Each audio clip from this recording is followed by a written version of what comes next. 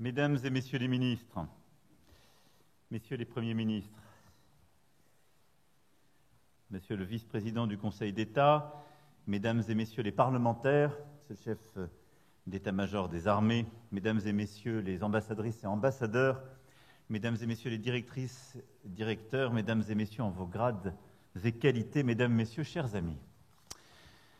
Je suis heureux de vous retrouver ici à l'orée de cette semaine de travail à Paris et sous l'autorité de la ministre de l'Europe et des Affaires étrangères, Catherine Colonna, du ministre délégué au commerce extérieur, Olivier Becht, de la secrétaire d'État chargée de l'Europe, Laurence Boone, et de la secrétaire d'État chargée du développement et des partenariats, Chrysoula Zakharopoulou.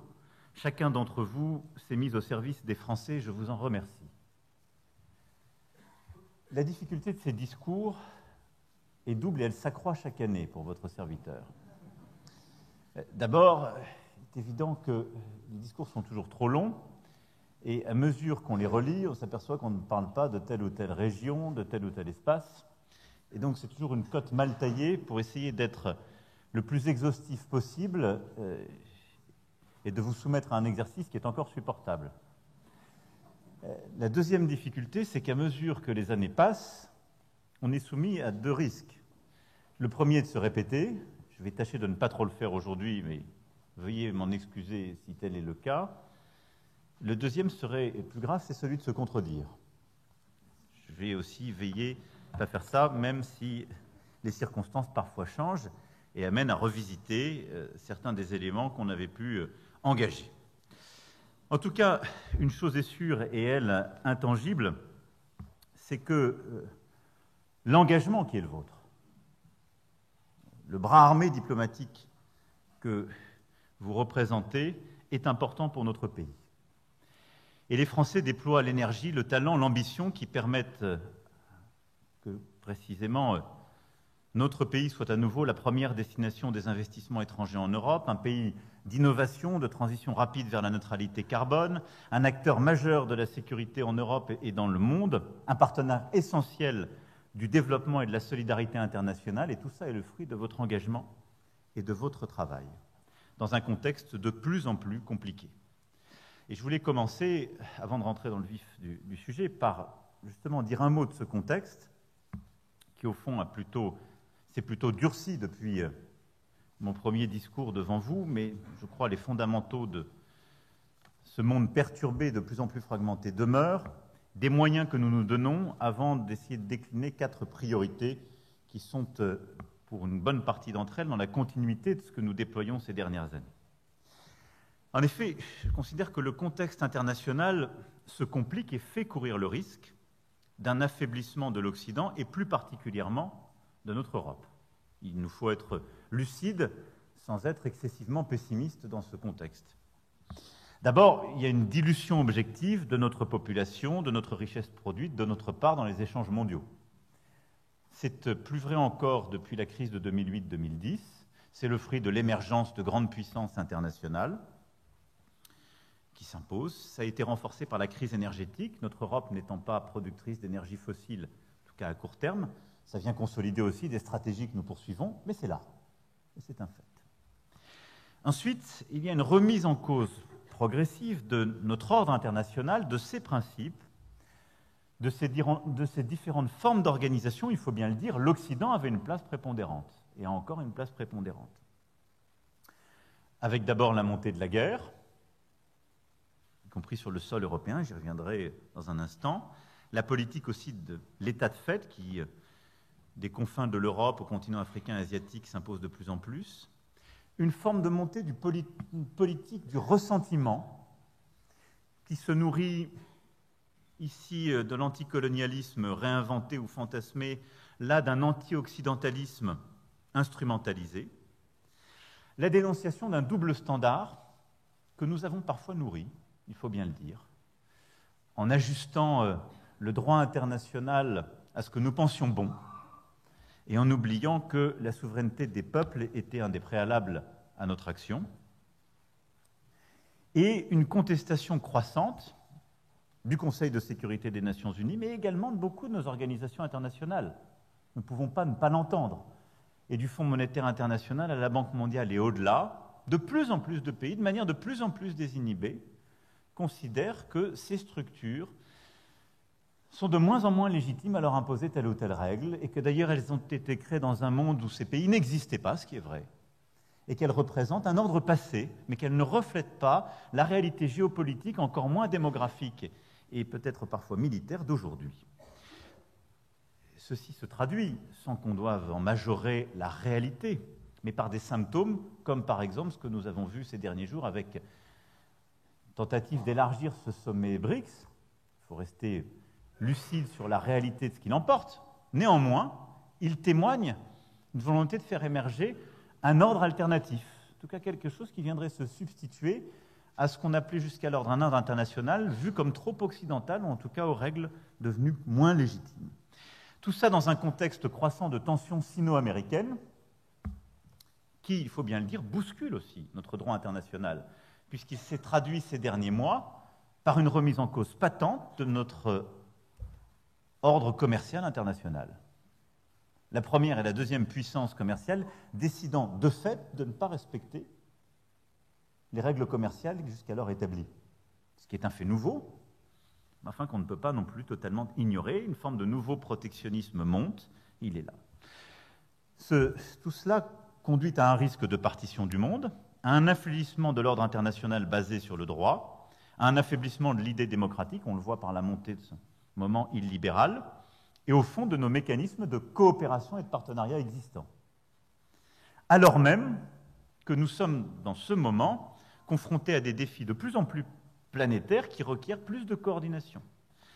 Qu'il s'agisse de la paix et de la stabilité, du climat, de la biodiversité, de la lutte contre la pauvreté et pour le développement, mais également de l'intelligence artificielle et du numérique, ou de la lutte contre l'évasion fiscale. Chacun de ces sujets requiert d'avoir un ordre international plus coopératif établi. C'est le paradoxe dans lequel nous vivons. Et notre stratégie doit viser au maximum, avec lucidité, à faire face à ce nouvel ordre, mais y apporter des réponses solides. Alors, dans ce contexte, nous devons avoir une diplomatie assez simple. C'est poursuivre nos intérêts. Et partir de là, notre sécurité, nos intérêts économiques, technologiques, diplomatiques, culturels. C'est de le faire en défendant aussi nos principes, et c'est ce qui, je crois, nous différencie parfois d'autres pays, une certaine aspiration à l'universel, et donc à cet égard, la défense des droits de l'homme, de la dignité humaine, le partenariat avec les acteurs humanitaires, la défense du droit international et le respect de la souveraineté des peuples. Et puis, c'est de construire cette diplomatie sur un chemin d'indépendance qui fait que même si nous avons des alliés, nous appartenons à des organisations solides, comme notre Europe, nous avons une volonté de dialoguer avec tous et de bâtir une diplomatie de confiance, d'équilibre au pluriel, et pas d'équidistance, mais permettant de construire des solutions concrètes face aux défis que j'évoquais et cette fragmentation en marche. Pour cela, nous nous sommes donné ces dernières années, en particulier encore plus ces derniers mois, les moyens. Et je veux remercier à la fois les administrations, mais également les parlementaires ici présents, car nous avons pris des choix forts, cohérents, face à ce contexte international. Je le disais, il y a un an ici même, nous avons réinvesti notre diplomatie, conjuré presque 3 décennies de baisse d'effectifs constants depuis cette année, nous continuerons. Je le disais aussi lors de ma visite au Quai d'Orsay le 16 mars dernier, il était nécessaire de réarmer la diplomatie. Nous avons, ce faisant, remis des moyens, mais aussi permettre, ce faisant, de prendre en charge des enjeux nouveaux, l'influence, la communication, de renouveler les méthodes de travail, de faciliter l'interdisciplinarité, le croisement des compétences. Je ne veux pas reprendre ce que je disais le 16 mars dernier, je vous renvoie à l'expression tenue au Quai d'Orsay. Ensuite, nous avons également renforcé notre investissement solidaire. En donnant plus de moyens, notre APD a été porté au niveau record de 0,55% du revenu national brut en 2023, comme nous nous étions engagés en 2017 et comme la loi prise sous le précédent quinquennat l'avait prévu, ce qui permet désormais à la France d'être le 4e contributeur net à l'effort mondial en termes d'investissement solidaire. En même temps, nous avons porté une réforme profonde de notre Agence française de développement. La Cité du développement se prépare et se déploie.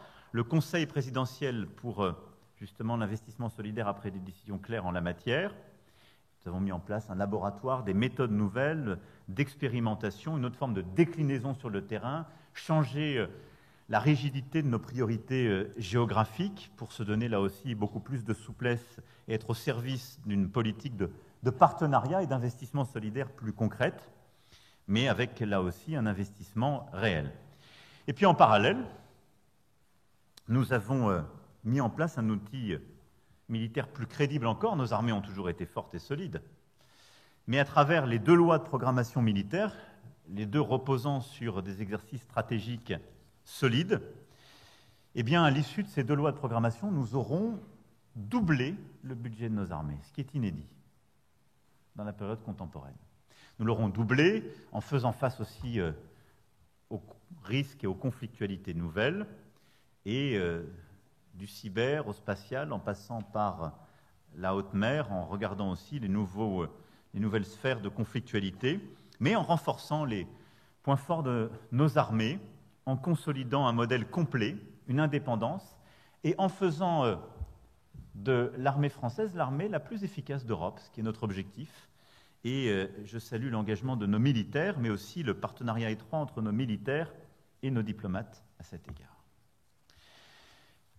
Ceci étant dit, et pour déployer au fond la cohérence de ces investissements et de notre action dans le contexte complexe que j'évoquais, je voudrais au fond essentiellement concentrer mon propos sur 4 axes. D'abord, si on veut défendre bien et proprement nos intérêts, nous devons avoir une politique de sécurité et de stabilité dans le contexte nouveau, en particulier de la guerre en Ukraine. Ensuite, je voudrais revenir sur notre stratégie d'indépendance européenne et la poursuite de nos intérêts économiques, technologiques et stratégiques.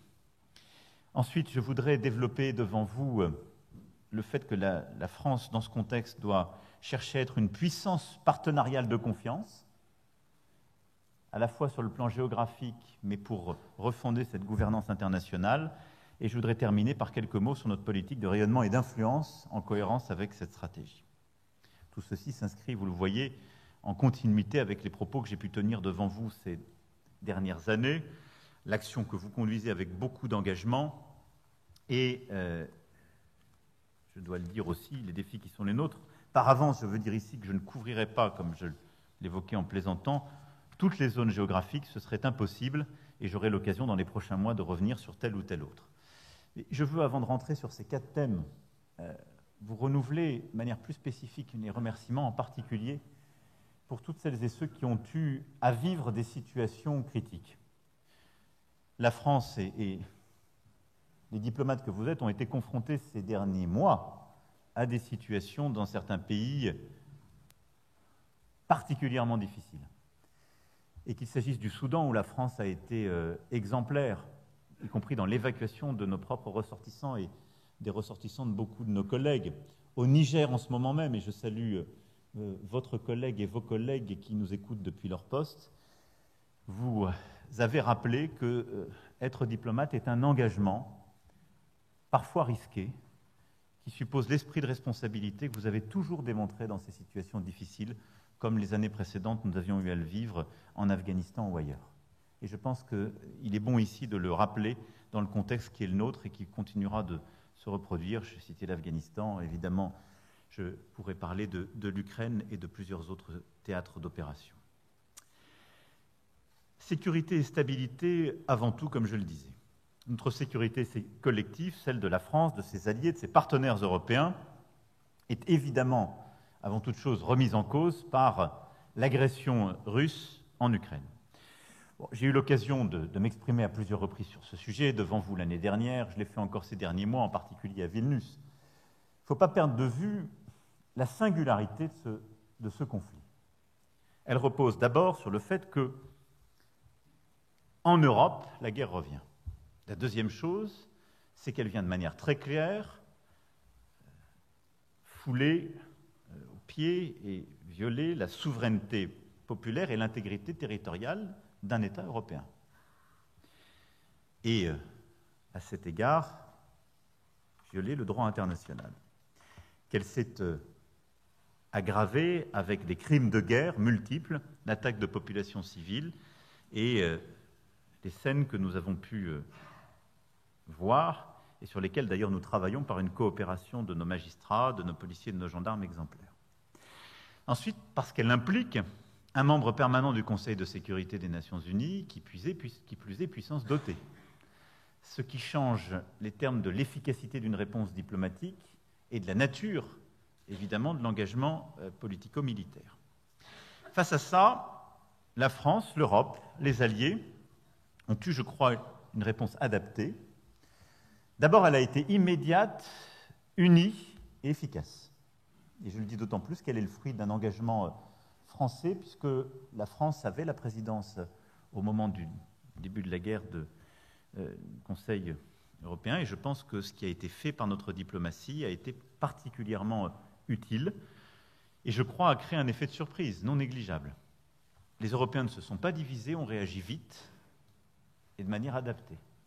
Politique de sanctions, par des trains de sanctions multiples à l'égard de la Russie, pour affaiblir sa capacité à soutenir l'effort de guerre dans la durée, politique de soutien à l'Ukraine, humanitaire, économique, militaire, qui s'est poursuivie jusqu'aux engagements pris à Vilnius par la France, les Européens et les alliés, avec des Européens qui sont les premiers soutiens. Si on somme là les investissements qui sont faits en Ukraine sur le plan humanitaire, du soutien civil et militaire, c'est bien l'Union européenne qui est le premier soutien de l'Ukraine. Je le dis en nous félicitant du soutien très précieux de nos alliés américains, mais en rappelant aussi la force du nôtre.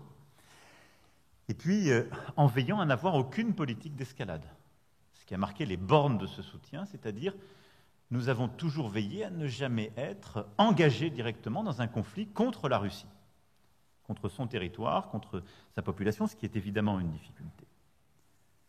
Et tout ça en veillant en parallèle à éviter une partition du monde et à préparer le jour d'après.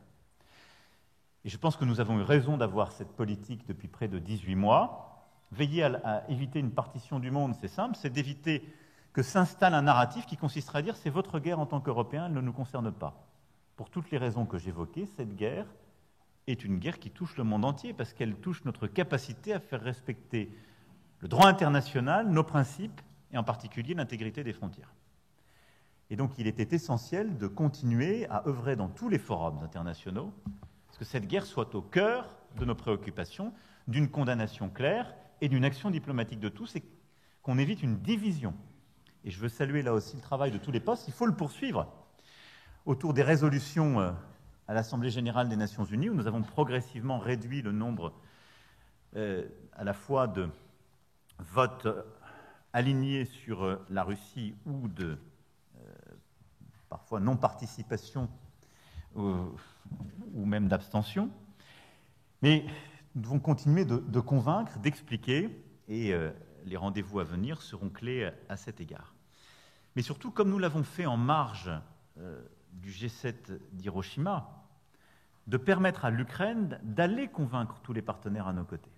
Et l'action diplomatique française a été aussi une action de soutien à la diplomatie ukrainienne et un travail de conviction pour que, quand on parle de paix, ce qui revient dans toutes les propositions partout à travers la planète, eh bien, cette paix soit bien comprise de la même manière par tous. Ça ne peut pas être un cessez-le-feu reconnaissant l'état de fait. Parce que ce serait préparer la guerre de demain, voire pire. Mais c'est bien une paix durable, c'est-à-dire respectueuse de la souveraineté du peuple ukrainien et du droit international. Et dans cet ordre, on peut construire, en associant davantage, comme ça a été fait ces derniers mois, toutes les géographies de la planète pour construire une situation viable dans la durée, consacrant ce faisant, je crois, les efforts que nous avons pu faire et évitant une partition du monde. L'action de la France s'est aussi traduite par un engagement tout particulier auprès de l'Agence internationale de l'énergie atomique pour veiller au risque de prolifération allant dans cette direction. Les prochains mois continueront d'être structurés par ces axes. Et nous aurons à continuer un effort important pour éviter une division de l'ordre international autour de ce conflit pour continuer le soutien et marquer justement à travers le temps un caractère inaltérable du soutien à l'Ukraine et à son effort de résistance et de guerre, et pour préparer cette paix durable. Et ce travail, nous le poursuivrons par le truchement de différents efforts diplomatiques qui sont indispensables, et la France continuera de s'engager en parallèle sur l'action humanitaire de court terme, comme nous l'avons fait, avec l'accueil des réfugiés. Je remercie tout le travail qui a été fait sur le sol national par le ministère de l'Intérieur et l'ensemble des ministères compétents sur le sujet, et sur le plan humanitaire en Ukraine, en soutien, et nous aurons à continuer le travail de préparation de la reconstruction, qui est là aussi indispensable. Mais cette paix durable et cette stabilité que nous devons préparer suppose aussi un travail pour nous, Européens. Et je voulais ici avoir également un mot. Je suis revenu plus longuement sur ce sujet et je vous renverrai au discours que j'ai tenu à Bratislava dans le cadre de la conférence GlobSec sur, dans la durée, les conséquences de la guerre en Ukraine pour, au fond, notre architecture de sécurité et la manière de penser la stabilité et la sécurité européenne. Mais très clairement, nous savons qu'il y aura un avant et un après la guerre en Ukraine. Et ce qui me paraît essentiel, c'est d'intégrer dans notre action diplomatique et dans notre travail, justement, les conséquences de cette guerre pour préparer cette paix durable que j'évoquais. D'abord, nous avons à le préparer et à le faire en tant que membres de l'OTAN. C'est ce que nous faisons comme alliés solides depuis le premier jour. La meilleure preuve, et il faut la défendre partout, c'est que nous avons été le premier pays à pouvoir nous déployer aussi rapidement et efficacement sur le front oriental de l'OTAN. Quelques jours après le début du conflit, la France se déployait en Roumanie, apportait des éléments de confiance sur ce flanc oriental. C'est la force de notre modèle. Et nous avons continué aussi de renforcer à l'égard des États baltes notre participation aux missions de l'OTAN, comme à la police aérienne. Nous avons renforcé l'effort de nos industries de défense et nous devons continuer ce travail indispensable pour une économie de guerre dans la durée, à mesure que cette guerre dure, mais à mesure qu'elle repose aussi les termes d'un engagement nouveau et donc d'une adaptation de notre industrie, de notre base industrielle, technologique et de défense française et européenne.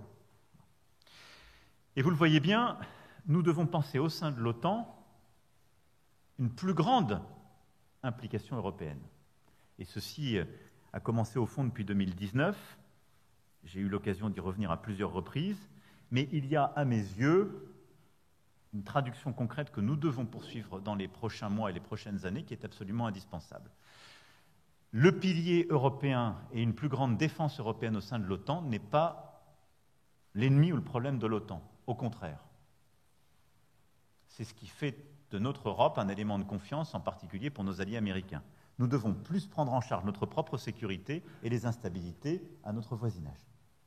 C'est ce qui est demandé dans le partage du fardeau par les Américains, c'est ce qui est indispensable pour nous.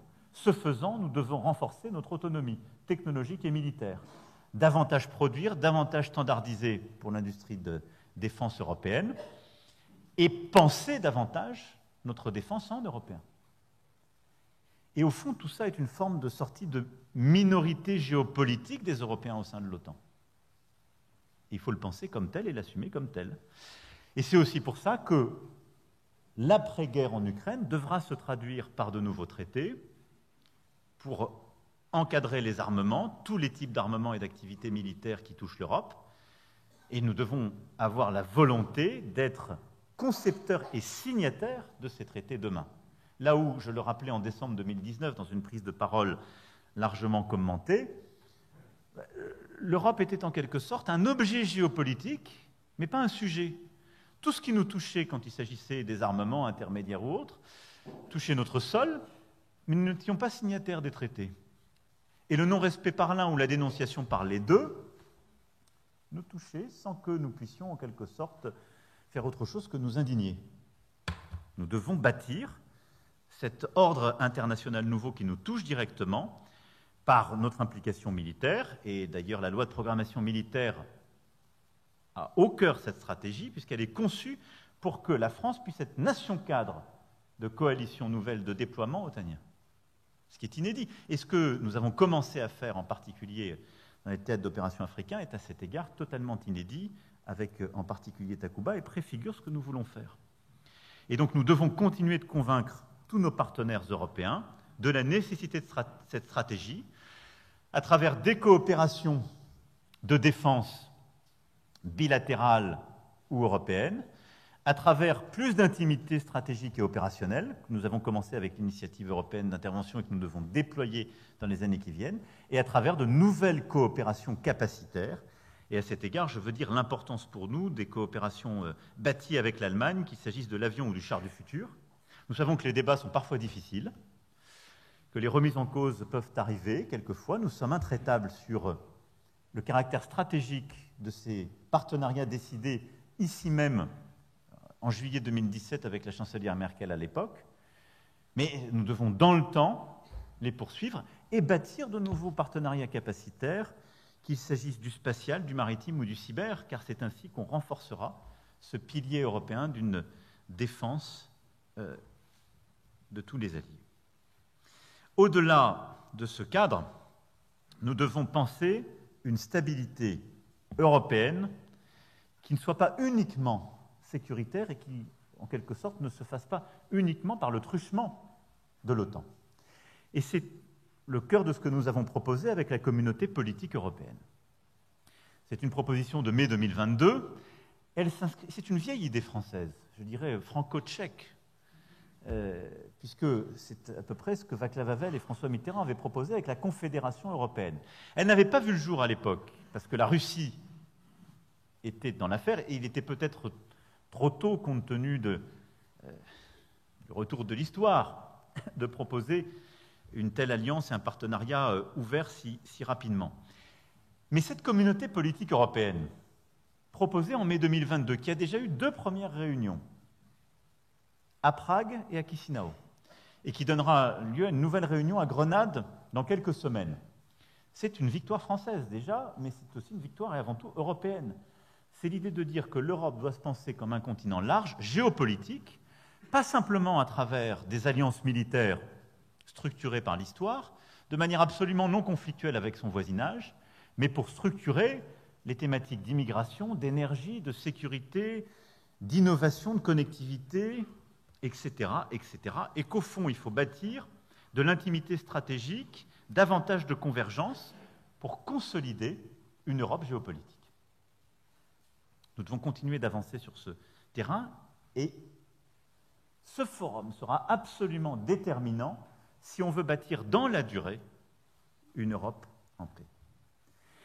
Et puis, au-delà de cela, il y a évidemment notre Union européenne qui, dans les prochains mois, mais j'aurai l'occasion d'y revenir de manière spécifique, aura à vivre un double mouvement qui n'est pas incompatible, mais qui supposera quelque audace et quelques changements institutionnels à coup sûr. C'est que nous avons en Européens à penser à la fois plus d'intégration de nos politiques, j'y reviendrai en parlant d'autonomie, mais on le voit bien en matière de défense, en matière de climat, en matière technologique, en matière d'économie. Le cœur de l'Europe a besoin d'être plus intégré si on veut faire face aux défis présents. Et si nous voulons être plus forts, plus stables, nous sommes engagés sur une voie d'élargissement, en particulier à l'égard des Balkans occidentaux, car il est impossible d'avoir une Europe qui est en quelque sorte mitée par de l'instabilité géopolitique, des interférences et une espèce de processus sans fin qui nourrit le désespoir et les divisions. Le risque serait de répliquer ce que nous avons déjà fait, c'est-à-dire de penser l'élargissement sans l'intégration. Je peux témoigner assez aisément qu'une Europe à 27, c'est assez compliqué à faire évoluer sur les sujets essentiels. Ce le sera de plus en plus. Une Europe à 32 ou 35 ne sera pas plus simple, pour rester pudique. Et donc, il nous faut une certaine audace pour accepter plus d'intégration sur certaines politiques, peut-être d'ailleurs plusieurs vitesses de cette Europe. J'ai déjà eu l'occasion d'en parler il y a 5 ans, et j'y reviendrai dans quelques mois, mais il est clair que l'Union européenne sera un pilier de cette stabilité, de cet ordre à venir. Mais vous le voyez à mes yeux, de l'OTAN et du pilier européen en matière de défense, en passant par la communauté politique à l'Union européenne, les défis sont majeurs pour penser l'après-conflit. Il faut le penser dès maintenant et le structurer dès maintenant. Mais cela passera par une plus grande lucidité géopolitique et militaire des Européens, une volonté d'avoir plus d'autonomie, une volonté de préserver notre union et de conserver aussi une dynamique d'approfondissement pour les membres qui sont prêts à aller dans ce sens parmi nous. Pas tous, mais en ayant en quelque sorte cette attractivité seule permise par l'audace de quelques-uns. Ceci, évidemment, ne vaut que si, dans les mois et les années qui viennent, nous restons fermes sur la doctrine, la stratégie qui est la nôtre à l'égard de l'Ukraine et de la Russie. La Russie ne peut ni ne doit gagner cette guerre. Parce qu'alors ce serait l'instabilité sur le sol européen et parce qu'alors ce serait la fin de toute confiance dans les principes du droit international. Ce qui veut dire que pour nous, Européens, et pour nos alliés, je l'espère aussi durablement, ce sera un investissement financier, diplomatique et capacitaire considérable pour les années à venir, qui doit aussi réinterroger certains fondamentaux, parce qu'on ne peut pas faire comme si cet effort n'existait pas. Mais il nous faut cette constance, car sinon tout ce que je viens d'évoquer aurait beaucoup moins de pertinence. Nos intérêts sécuritaires et humanitaires en tant qu'Européens ne s'arrêtent pas là, et je voudrais dire quelques mots sur 2-3 sujets préoccupants à cet égard. Nous continuerons d'être très vigilants sur la situation sécuritaire et politique dans les Balkans occidentaux. À cet égard, nous avons bâti avec l'Allemagne une nouvelle feuille de route et une nouvelle proposition à l'égard du différend entre la Serbie et le Kosovo. Je crois que cette feuille de route est bonne. Elle a été soutenue par le négociateur européen et notre haut représentant. Nous attendons donc un réengagement clair des deux parties, c'est-à-dire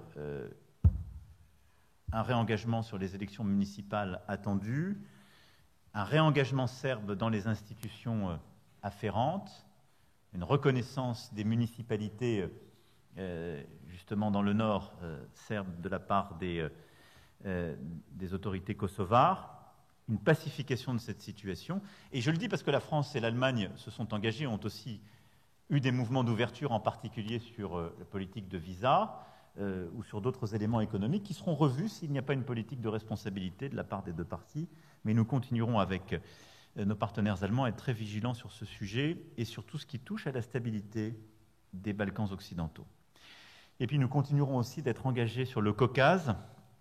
Après la guerre de 2020, que nous avons condamnée, comme vous le savez, la situation humanitaire est aujourd'hui particulièrement préoccupante dans le Haut-Karabakh.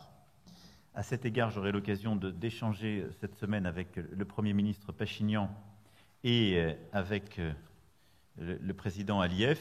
Nous demanderons le plein respect du corridor humanitaire de la Chine et nous prendrons à nouveau une initiative diplomatique en ce sens sur le plan international pour accroître la pression, mais rien ne saurait justifier la situation humanitaire qui est aujourd'hui vécue par les populations au Haut-Karabakh. Et nous continuerons aussi de nous engager. C'est notre intervention qui a permis la mise en place d'une mission européenne après le sommet de Prague, précisément de la communauté politique européenne, et qui pour la première fois a conduit dans un texte commun signé par les deux parties à reconnaître les frontières de 91. Nous continuerons aussi à nous engager pour les discussions d'un traité de paix et pour clarifier les sujets à la fois territoriaux et de passage, mais à très court terme, la situation humanitaire demeure absolument indispensable. Enfin, parlant des sujets de sécurité et de stabilité, je ne veux pas que nous oublions ici l'importance et la continuité de notre lutte contre le terrorisme.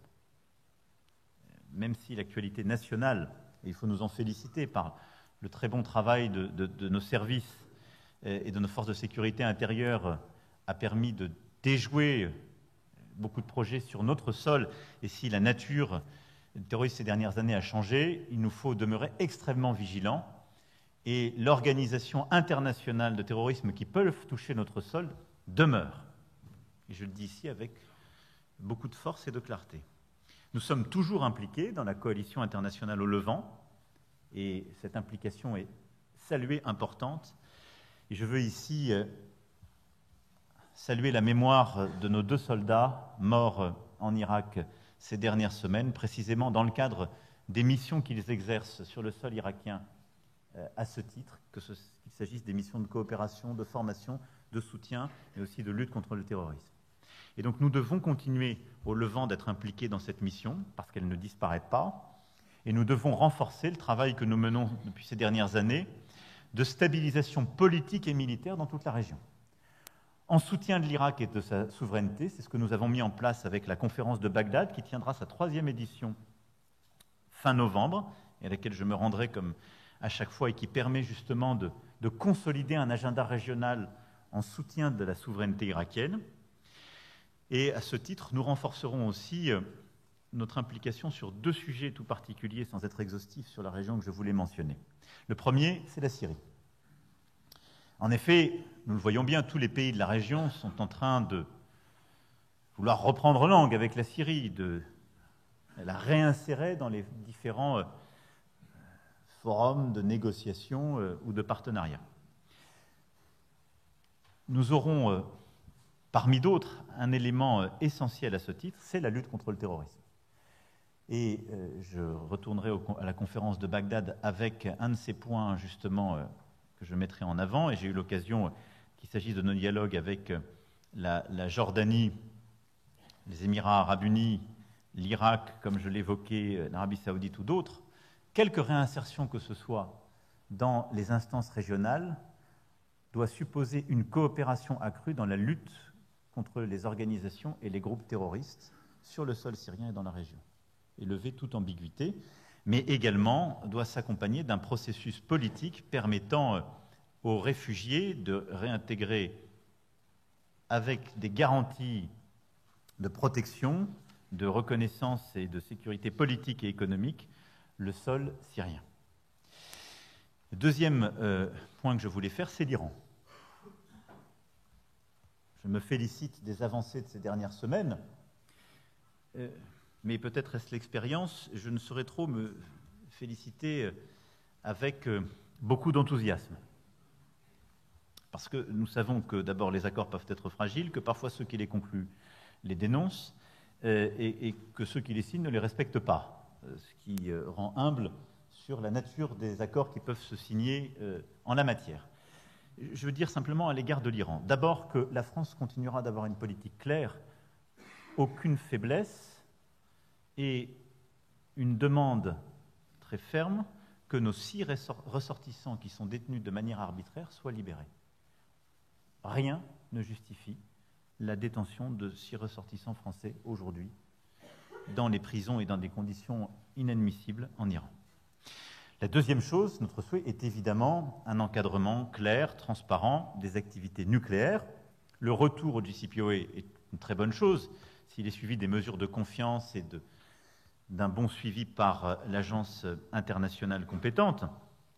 Mais nous devons continuer d'encadrer justement ces activités et retrouver en tout cas un chemin qui est indispensable pour toute la région.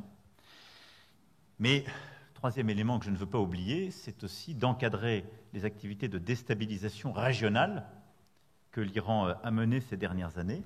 Et pour tous nos partenaires, c'est un point indispensable. Et donc, un réengagement doit passer par une clarification aussi de la politique de l'Iran à l'égard de ses voisins directs, à l'égard d'Israël et de sa sécurité, à l'égard du Liban et de sa stabilité. Et à ce titre, je veux remercier tout particulièrement Jean-Yves Le Drian pour la mission qu'il conduit à ma demande et auprès d'un ministre depuis maintenant plusieurs mois.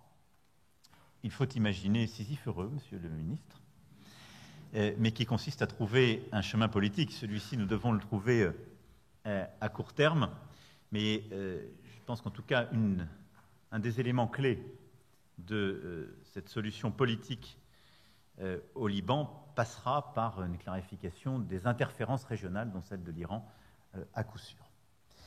Enfin, parler de stabilité, de sécurité et de lutte contre le terrorisme me conduit évidemment à évoquer l'Afrique. Nous n'avons pas en Afrique uniquement, avant tout, et je dirais même comme accent tonique, une approche sécuritaire. Je vais ici être très clair, et j'y reviendrai dans un instant. Mais enfin, de fait, nous avons eu une implication sécuritaire parce qu'il y avait des risques terroristes, et qu'il y en a toujours, et parce qu'il y a eu une demande d'État souverain que nous venions les aider. Et c'est dans ce cadre qu'a été décidée d'abord l'opération Serval, puis l'opération Barkhane. Je le dis avec beaucoup de force parce que si on l'oublie aujourd'hui, et si on cède aux arguments inadmissibles de cette alliance baroque des prétendus panafricains avec les néo-impérialistes, on vit chez les fous. La France est intervenue dès 2013 parce que des États nous ont demandé d'intervenir parce qu'ils étaient en train d'être simplement coupés en deux. Si la France n'était pas intervenue, si nos militaires n'étaient pas tombés au champ d'honneur en Afrique, si Serval puis Barkhane n'avaient pas été décidés, nous ne parlerions pas aujourd'hui ni de Mali, ni de Burkina Faso, ni de Niger. Ces États n'existeraient plus aujourd'hui dans leurs limites territoriales. Je peux vous le dire avec certitude. Et donc, quand j'entends parfois même des responsables politiques français nous expliquer que Barkhane serait une défaite, je le dis, ne prenez pas les arguments de l'ennemi. Parce qu'à ce moment-là, vous desservez tout le monde. Vous rendez un drôle d'hommage à nos militaires. Et donc, il faut, avec beaucoup de force, défendre le bien fondé de ces opérations. Nous sommes allés aider des pays amis et partenaires à défendre leur sol et à lutter contre le terrorisme chez eux. C'est un reproche qu'il faut nous faire? C'est mal d'avoir fait ça? De grâce? Non. Et donc, oui, nous devons être exigeants, repenser des partenariats nouveaux et ne céder à aucune forme de paternalisme contemporain. Je vais y revenir dans un instant sur notre politique africaine. Enfin, il ne faut pas commencer à tout inverser et à considérer que maintenant, on ne pourrait plus aller aider un État qui veut défendre l'ordre chez lui sur une base légale, et c'est le cadre dans lequel nous sommes intervenus dans la région. Demande souveraine, demande de la CEDEAO. Nous sommes en train de changer ce cadre. Je vous renvoie au discours que j'ai tenu ici en février dernier. Pourquoi? D'abord parce qu'il ne faut pas rester trop longtemps à lutter contre le terrorisme, mais parce que la nature de ce conflit change. Parce que la nature même du terrorisme est en train de changer dans toute la région, parce qu'on voit une montée du fait ethnique, parce qu'il y a une crise, au fond, politique et économique qui s'installe au Sahel et qui est en train d'installer et en quelque sorte de créer dans la durée une crise dont les nouvelles formes de terrorisme sont une conséquence. Et donc il était tout à fait pertinent d'avoir l'action que nous avons conduite, mais elle ne peut pas durer sous la même forme, elle doit être adaptée. C'est ce que nous avons d'ailleurs décidé il y a quelques années dans un premier réajustement de notre dispositif, ce que nous avons décidé en début d'année par une politique de réaménagement de toutes nos bases, d'allègement et de partenariat, et c'est ce que nous sommes en train de faire et sur lequel nous irons encore plus loin dans les prochains mois. Pourquoi? Parce qu'une présence stable, posée en quelque sorte sur le plan militaire, est un argument utilisé par nos ennemis dans le cadre de la lutte informationnelle pour nous fragiliser, alors même que le cœur de la réponse doit être politique par les États africains, et donc la France ne peut pas être un substitut, et la réponse militaire ne peut pas être quelque chose qui se substitue à la réponse politique. Et donc ça doit d'abord être une réponse politique. Notre présence militaire doit se structurer sur la base de partenariats demandés par les pays africains, qu'il s'agisse de formation, d'équipement, etc. Et donc nous repensons totalement le cadre de ce partenariat, totalement, y compris sur les capacités militaires que nous livrons, y compris sur les formations que nous avons rouvertes. Et dans le cadre de la loi de programmation militaire, le ministre et le SEMA m'ont proposé un schéma totalement différent sur lequel nous allons aller encore plus loin. Mais il est indispensable de poursuivre ce chemin avec, là aussi, de nouveaux partenaires. Le Bénin, pour n'en citer qu'un, dans la région du Golfe de Guinée, le Kenya, avec lequel aussi nous bâtissons de nouvelles opérations régionales, et en nous appuyant sur des forces régionales permettant d'assurer la sécurité. Sur le cas du Niger, c'est exactement ce que nous sommes en train de faire. Alors, si vous me permettez, au-delà de cette doctrine d'ensemble, de revenir sur ce que nous avons vécu cet été. C'est un coup d'État contre un président démocratiquement élu, venant d'une ethnie minoritaire, qui a mené des réformes courageuses, économiques, politiques, sur les plans pour son pays, qui clarifie à peu près tous les domaines, qui est engagé sur tout l'agenda international qui est le nôtre et celui des Nations Unies, et qui est pris en otage dans le palais présidentiel par des putschistes depuis maintenant un mois. Alors, on a dit que la France était trop engagée en soutien au président Bazoum. J'entends les gazettes, je lis le commentaire parfois des autres capitales. Mais on ferait quoi si un coup d'État comme ça se passait en Bulgarie ou en Roumanie? On irait dire, il ne faut pas trop s'engager. On va regarder, parce que les putschistes nous ont proposé un Premier ministre, voilà, on va s'engager, c'est ça la bonne politique. Il ne faut pas être jusqu'au boutiste, on n'est pas chez nous. C'est ça ce que veulent faire les autres capitales. Et on voudrait dire que la démocratie est une idée qui est bonne pour l'Afrique, qu'on ne fait pas de double standard. C'est inadmissible. On a un homme intègre, démocratiquement élu, courageux parce que pour la première fois dans un tel cadre, il ne démissionne pas au péril de sa vie et de celle de sa famille. Et on nous explique que la bonne politique aujourd'hui, ce serait de le lâcher. Parce que c'est devenu à la mode. Parce qu'en fait, il faudrait produire local maintenant, même quand ce sont des putschistes.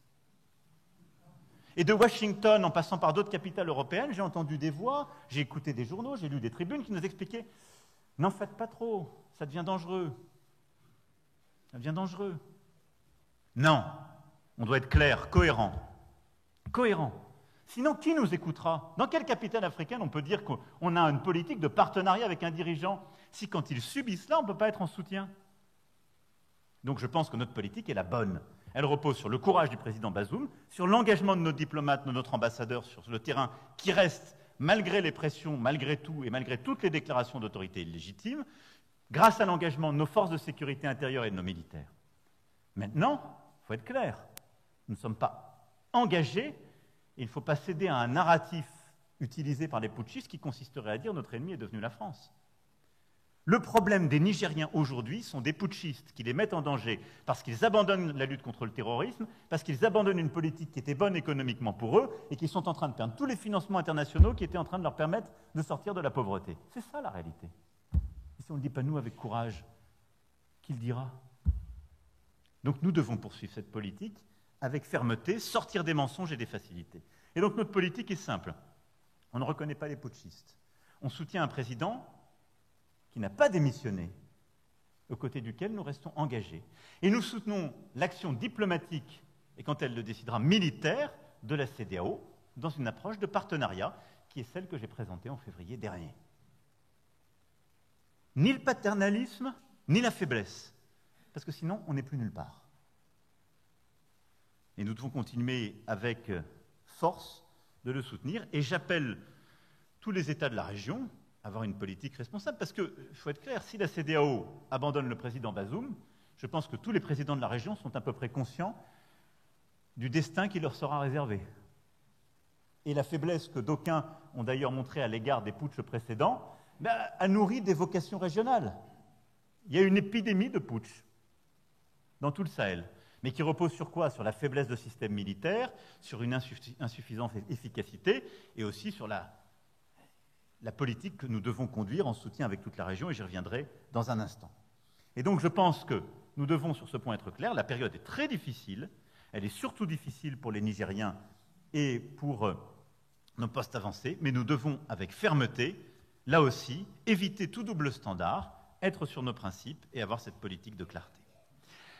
Ça, c'est le premier axe, sécurité, stabilité, sur lequel je voulais revenir à travers ces différents chapitres. Je vous rassure, c'était le plus long.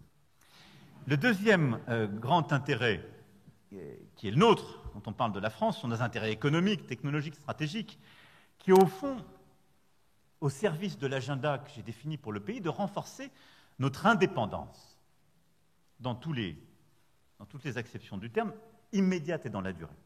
L'indépendance ne veut pas dire l'autarcie. Mais ça veut dire que quand on a des partenaires, on les choisit, mais on ne peut pas durablement être une puissance, avoir même une diplomatie, parfois des actions militaires fortes et crédibles, si on a des dépendances économiques, technologiques ou de matériaux à l'égard de tel ou tel. Oserais-je dire que nous l'avons vécu dans la période récente, nous tous Européens, et tout ça nous a conduit à un réveil.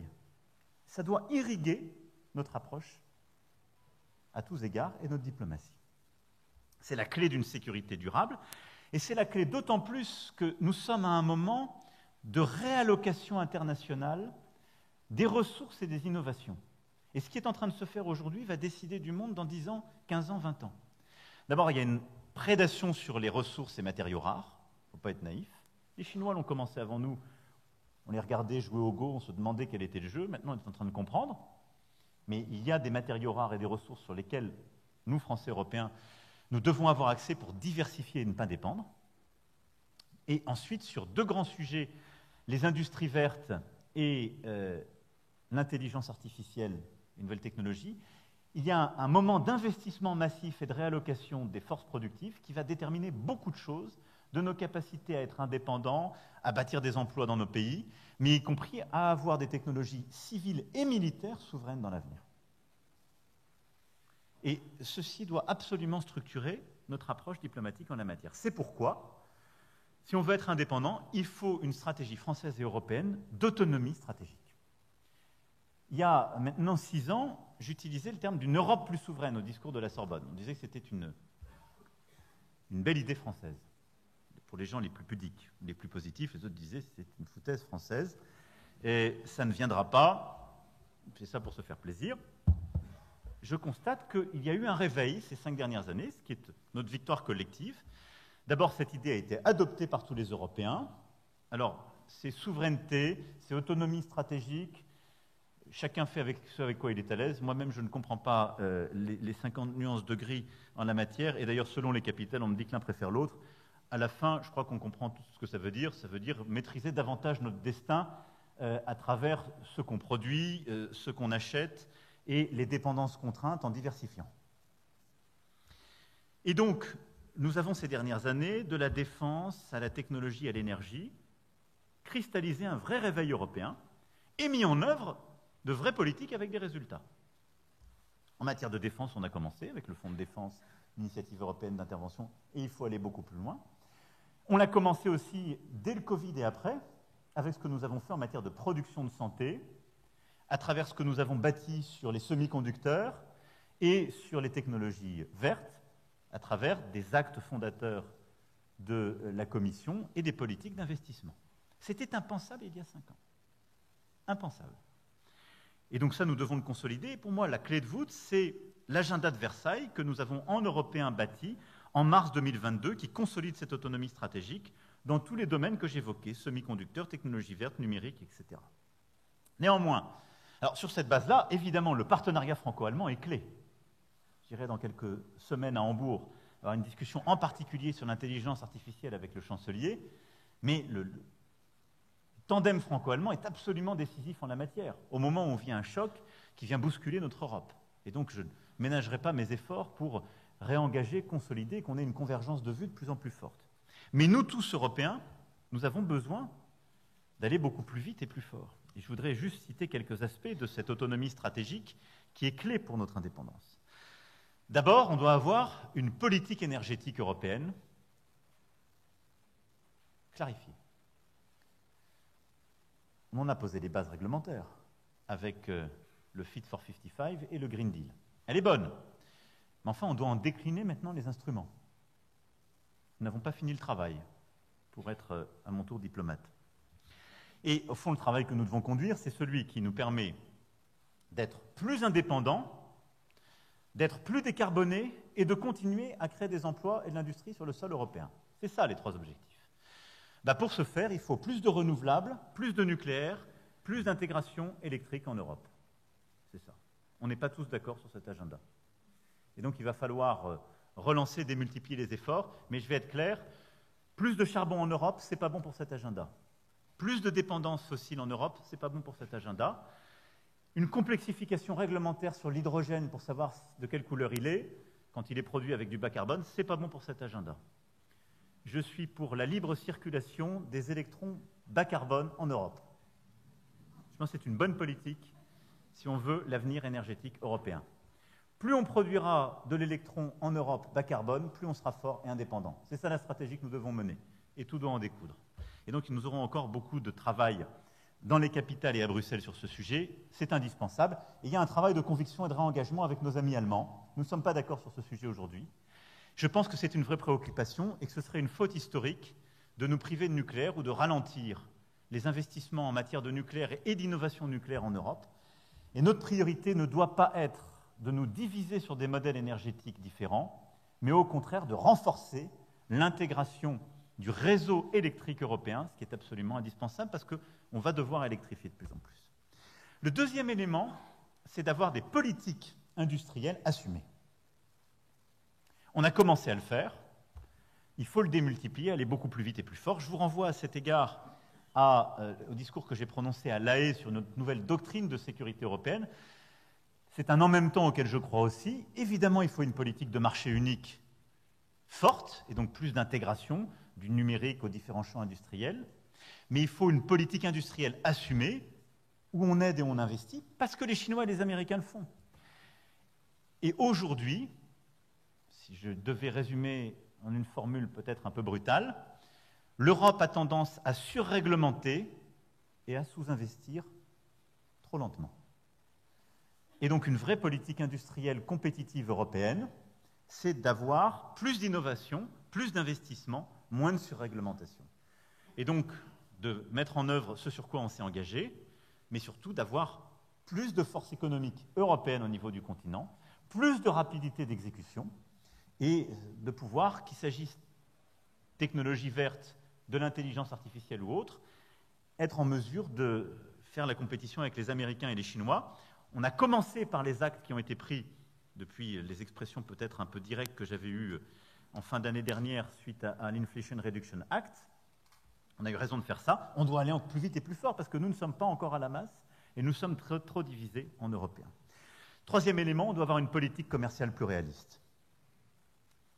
Je l'ai dit, l'Europe ne peut pas être le dernier continent qui continue à faire des accords commerciaux d'ancienne génération. Et il y a deux faits nouveaux que nous devons intégrer dans notre politique commerciale, nos intérêts stratégiques et le climat.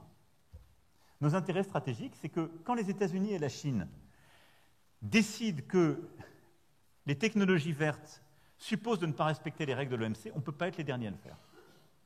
Et donc on doit avoir une politique commerciale qui défend la base productive européenne. Moi, je ne veux pas préparer une France et une Europe où on pourra acheter des technologies qui sont construites ou en Chine ou aux États-Unis. Ça n'est pas sérieux. Et donc nous devons l'intégrer dans notre politique commerciale. On ne peut pas avoir des véhicules électriques européens qui sont taxés à 25% quand ils arrivent en Chine et des véhicules chinois qui sont taxés à 10% quand ils arrivent en Europe. Et je le dis avec beaucoup de respect et d'amitié pour nos amis chinois. Vous connaissez là aussi mon approche et ma politique. Et donc la réciprocité va passer par là. Ce n'est pas la naïveté. D'ailleurs, nous ne sommes pas respectés quand nous sommes naïfs. Et donc on doit avoir une politique commerciale cohérente avec nos intérêts stratégiques industriels. Et on doit avoir une politique commerciale cohérente avec nos stratégies climatiques.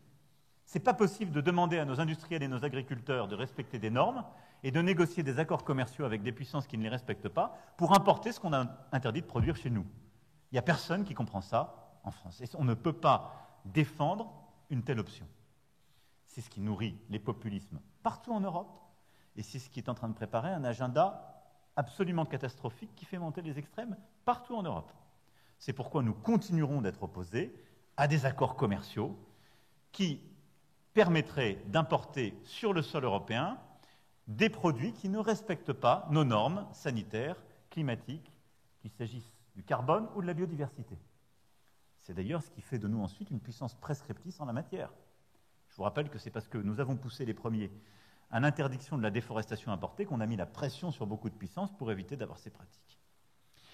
Et puis, dernier point, nous devons avoir une Europe en la matière beaucoup plus intégrée et unie, et ceci est au cœur, cet agenda stratégique et d'autonomie stratégique européen doit être au cœur de l'agenda européen à venir et, à mes yeux, des échéances de 2024 qui vont structurer le débat européen. Tout ce que j'évoque là, c'est une Europe plus lucide, plus souveraine, plus intégrée, plus unie. Cet agenda, il faut absolument le clarifier, il supposera des réformes structurantes. Mais vous le voyez bien, notre indépendance et la défense de nos intérêts économiques, technologiques, stratégiques passent par cet agenda européen porté, défendu et, si je puis dire, accru dans les mois et les années qui viennent. Sur le plan bilatéral, j'attends de vous principalement trois choses au-delà des missions que vous connaissez parfaitement et que vous exercez chaque jour. Nous devons continuer de renforcer nos efforts en termes d'exportation. Le bilan commercial, vous le savez, le bilan commercial de la France n'est pas bon. Il n'est pas bon essentiellement à raison de nos dépendances énergétiques. C'est aussi pour ça qu'une stratégie allant vers le bas carbone et la sortie du fossile est une bonne stratégie pour la France d'un point de vue commercial. Nous avons des grands axes forts que nous continuons de consolider qui se fragilisent dans la période en raison parfois des surréglementations, parce qu'il faudrait être faut rester prudent sur notre bilan en agroalimentaire. Nous devons renforcer notre politique agroalimentaire à l'export parce que, malgré l'engagement et l'investissement de tous nos producteurs, les réglementations européennes que nous avons accumulées ces dernières années eh bien, sont parfois un élément de fragilité par rapport aux autres grandes puissances. Il faut être lucide à cet égard. Mais nous devons intensifier notre diplomatie économique et de soutien aux exports. Jeudi sera présenté un plan France Export à cet égard. Et je veux remercier l'implication de toute l'équipe justement de France Export, Business France, la BPI, les CCI, l'AFD avec Proparco et l'ensemble des postes diplomatiques et des services économiques. Ce qui m'importait de dire ici, continuer d'intensifier le soutien aux entreprises de taille intermédiaire, aux PME et aux start-up. La French Tech est une force, elle doit l'être aussi à l'export.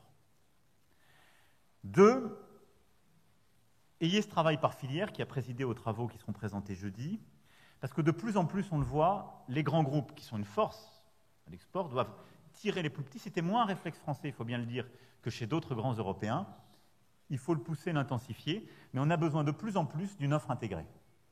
Parce que dans beaucoup de pays, c'est la réponse à tel défi sur l'hydro qui se développe dans beaucoup de pays émergents et intermédiaires, c'est telle réponse.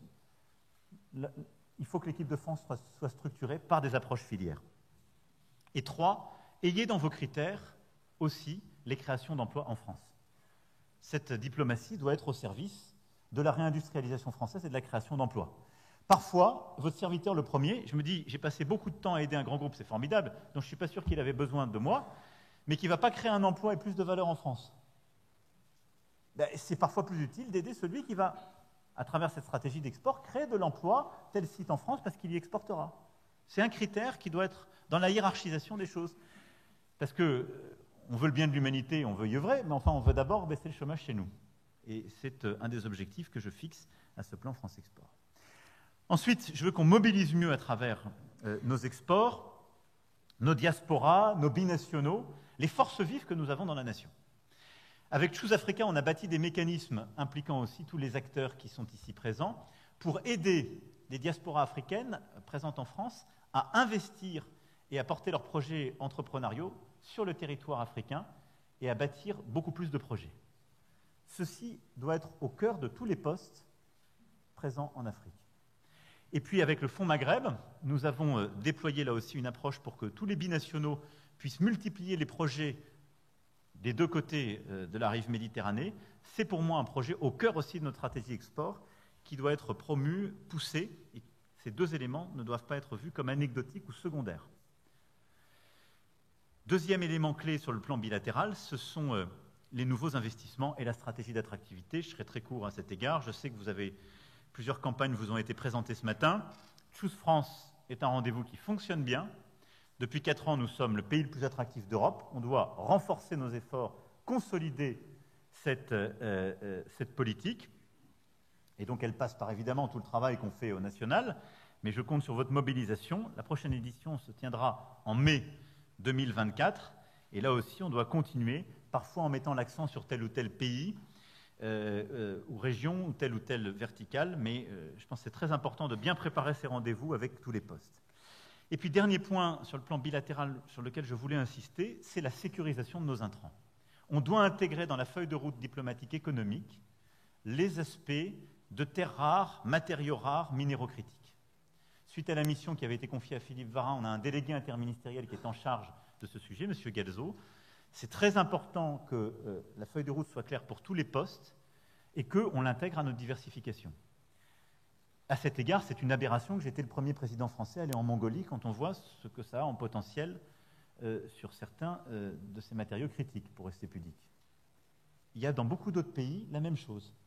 Et donc, on doit avoir cette cartographie et à travers notre diplomatie, les déplacements ministériels, notre diplomatie parlementaire, renforcer les liens qui sont clés avec les pays qui nous permettent d'avoir justement, de sécuriser l'accès à ces matériaux, minerais rares ou terres rares, parce que c'est un élément de la diversification pour nous de beaucoup de nos productions et donc de notre indépendance.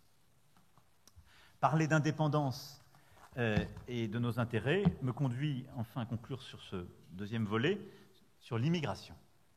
C'est un sujet qui est toujours délicat quand on en parle dans un cadre diplomatique et qu'on est président de la République, parce qu'on a l'impression, au fond, qu'on nous conduirait à jouer deux airs différents, l'air national et l'air international. Et d'ailleurs, c'est nos propres difficultés d'organisation qui nous conduisent à ne pas être suffisamment bien organisés et efficaces en la matière. Et c'est vraiment ce que j'ai demandé au ministre de l'Intérieur et des Outre-mer et à la ministre de l'Europe et des Affaires étrangères en la matière. Et je les remercie pour l'amélioration du travail qui a été conduit ces derniers mois. Qu'est-ce qu'on veut en termes d'immigration?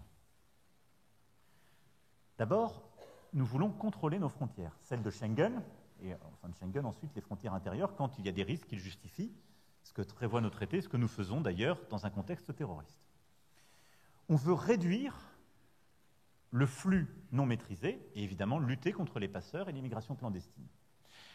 Et on veut lutter contre toutes les formes de non-coopération au sein de l'Europe qui conduit à faire exploser notre organisation intérieure sous l'action de passeurs clandestins qui contournent le droit d'asile et qui viennent en quelque sorte thromboser notre organisation, ce qui fait que nous avons des délais qui sont insoutenables, des gens qui restent trop longtemps sur notre territoire, et alors même qui sont venus de manière illégale par des passeurs et qui doivent être reconduits chez eux. Quand l'instruction est faite au bout de 18 mois, on ne peut pas les reconduire. Je résume très rapidement les turpitudes que nous vivons depuis des années. Nous voulons le faire dans un cadre qui respecte nos principes et nos valeurs, le droit d'asile et la protection des combattantes et combattants de la liberté, l'immigration économique voulue et les regroupements familiaux, dont on parle souvent beaucoup, en oubliant que l'essentiel de ces derniers sont liés à beaucoup de Françaises et de Français qui épousent des non-Français et qui veulent les faire revenir, quand on regarde la réalité des chiffres. Donc derrière ça, il faut être beaucoup plus efficace, plus résolu, mais aussi plus clair. Un texte de loi va arriver, on a une action européenne qu'on a engagée sous présidence française qui va dans le bon sens. Le sommet de Tourcoing nous avait permis justement de renforcer les mécanismes de protection de nos frontières communes. Nous allons poursuivre cet effort. Mais je voulais insister sur deux points à cet égard, parce qu'en même temps que cet effort, nous voulons évidemment garder notre attractivité, c'est-à-dire permettre la circulation des talents. Je dis bien circulation, c'est-à-dire attirer les meilleurs étudiants, mais leur permettre ensuite d'aller servir leur pays et d'aller et venir. C'est ça la logique du partenariat. Nous voulons continuer d'avoir les meilleurs chercheurs, les meilleurs entrepreneurs, les plus grands artistes, et de rayonner, donc on doit être une puissance ouverte. Comment tenir les deux? En ayant des objectifs clairs et des instruments qui fonctionnent. Alors, pour ça, le premier point, c'est que nous devons mettre en œuvre le rapport Hermelin sur la politique de visa. Je le dis parce qu'il fait un peu le post-mortem de ce que nous n'avons pas bien réussi à faire lorsqu'on a décidé de durcir notre politique de visa à l'égard d'États qui ne jouaient pas totalement le jeu sur la question migratoire. On l'a fait, ça a gêné beaucoup de familles qui en fait alimentaient le lien et la relation, qui n'avait rien à voir avec le non-respect de ces politiques migratoires. Ça a un peu gêné ceux qui les entretenaient, et ça a détérioré notre réputation et notre image, sans beaucoup améliorer notre efficacité, si je fais un peu le bilan de ce qu'on a fait. Donc, néanmoins, ça ne veut pas dire qu'il faut aller vers le laxisme. Non, on doit avoir une politique de rigueur, mais qui nous permet de conditionner de manière intelligente et de simplifier notre politique de visa quand on est avec des gens qui font vivre la relation bilatérale et qui sont bien connus. En somme, comme souvent, on n'est pas assez efficace avec les réseaux de délinquants et on crée trop de turpitudes à l'égard de ceux qui aiment la France et qui font vivre la relation bilatérale. Bon, c'est ça qu'il faut changer. Le deuxième élément, c'est que nous devons avoir une politique européenne clarifiée, c'est ce à quoi nous sommes en train de nous atteler, en matière de contrôle et de conditionnalité de nos aides et de nos politiques de visa au niveau européen et de Schengen. Parce que tout ça ne marche pas si on a des partenaires au sein de Schengen qui ne l'appliquent pas. Ce que nous avons aussi vécu au moment où nous avons durci nos conditions, quand certains voisins ont, eux, libéralisé les mêmes conditions, permis des entrées sur le territoire de Schengen. Voilà. Donc il faut que cette politique elle soit européenne, parce que, en tout cas, au moins dans le cadre de l'espace de Schengen, et c'est exactement le débat que nous allons avoir dans les prochains mois. Mais voilà l'équilibre, qui n'est pas une ambiguïté, qui est le refus d'une espèce d'esprit de facilité. Nous voulons continuer d'être une puissance attractive et ouverte, mais nous voulons lutter contre l'immigration clandestine, les réseaux de passeurs, et ce qui nuit aujourd'hui à la quiétude et la sécurité dans certains quartiers ou certaines zones de notre pays. Et donc politique européenne, politique de visa et aussi politique française, ce sera le cadre d'un texte de loi qui sera présenté tout cas qui poursuivra son chemin parlementaire dans les prochaines semaines sous l'autorité du ministre. Troisième élément sur lequel je voulais revenir, c'est notre rôle de puissance partenariale de confiance. Je suis revenu l'année dernière, ces années précédentes, sur ce que nous avons appelé un multilatéralisme efficace, et dans ce contexte, le rôle de la France comme puissance d'équilibre au pluriel. Notre défi, on ne doit pas en prendre la charge seul, c'est que dans ce monde de plus en plus fragmenté, on a besoin de plus de coopération internationale et d'éviter une partition du monde dans ce duopole et en quelque sorte l'éclatement du monde dans une fragmentation. À cet égard, je veux que nous renforcions notre action autour de quelques éléments, justement, de partenariat auxquels je crois très profondément, qui, tout en défendant nos intérêts, nos principes et ceux de la souveraineté, nous permettent de dialoguer avec chacune et chacun. D'abord, le renouvellement de nos partenariats géographiques. Je vais être très rapide parce que sur le premier, je me suis déjà exprimé beaucoup de fois, c'est l'Afrique. J'ai évoqué l'Afrique sur la question sécuritaire, mais depuis le discours de Ouagadougou en novembre 2017, jusqu'à la conférence tenue ici le 27 février dernier, et à travers les différentes prises de parole que j'ai pu faire, et l'important sommet de Montpellier, qui a pu parfois, pour certaines ou certains, paraître baroque, je pense qu'il est quintessentiel de la nouvelle méthode. C'est que notre partenariat avec l'Afrique doit reposer sur un changement profond d'objectifs, de méthode et d'interlocuteurs. Nous avons encore trop tendance à ne parler qu'avec les capitales et les gens au pouvoir. Évidemment qu'il faut le faire comme partout, c'est un travail d'ambassadeur et d'ambassadrice.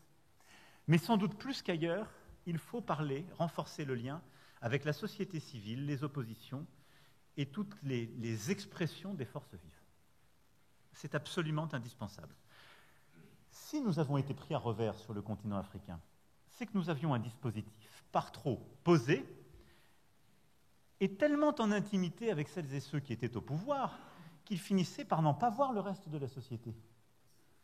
Et à un moment donné, quand la société bouge, on n'a plus de capteurs.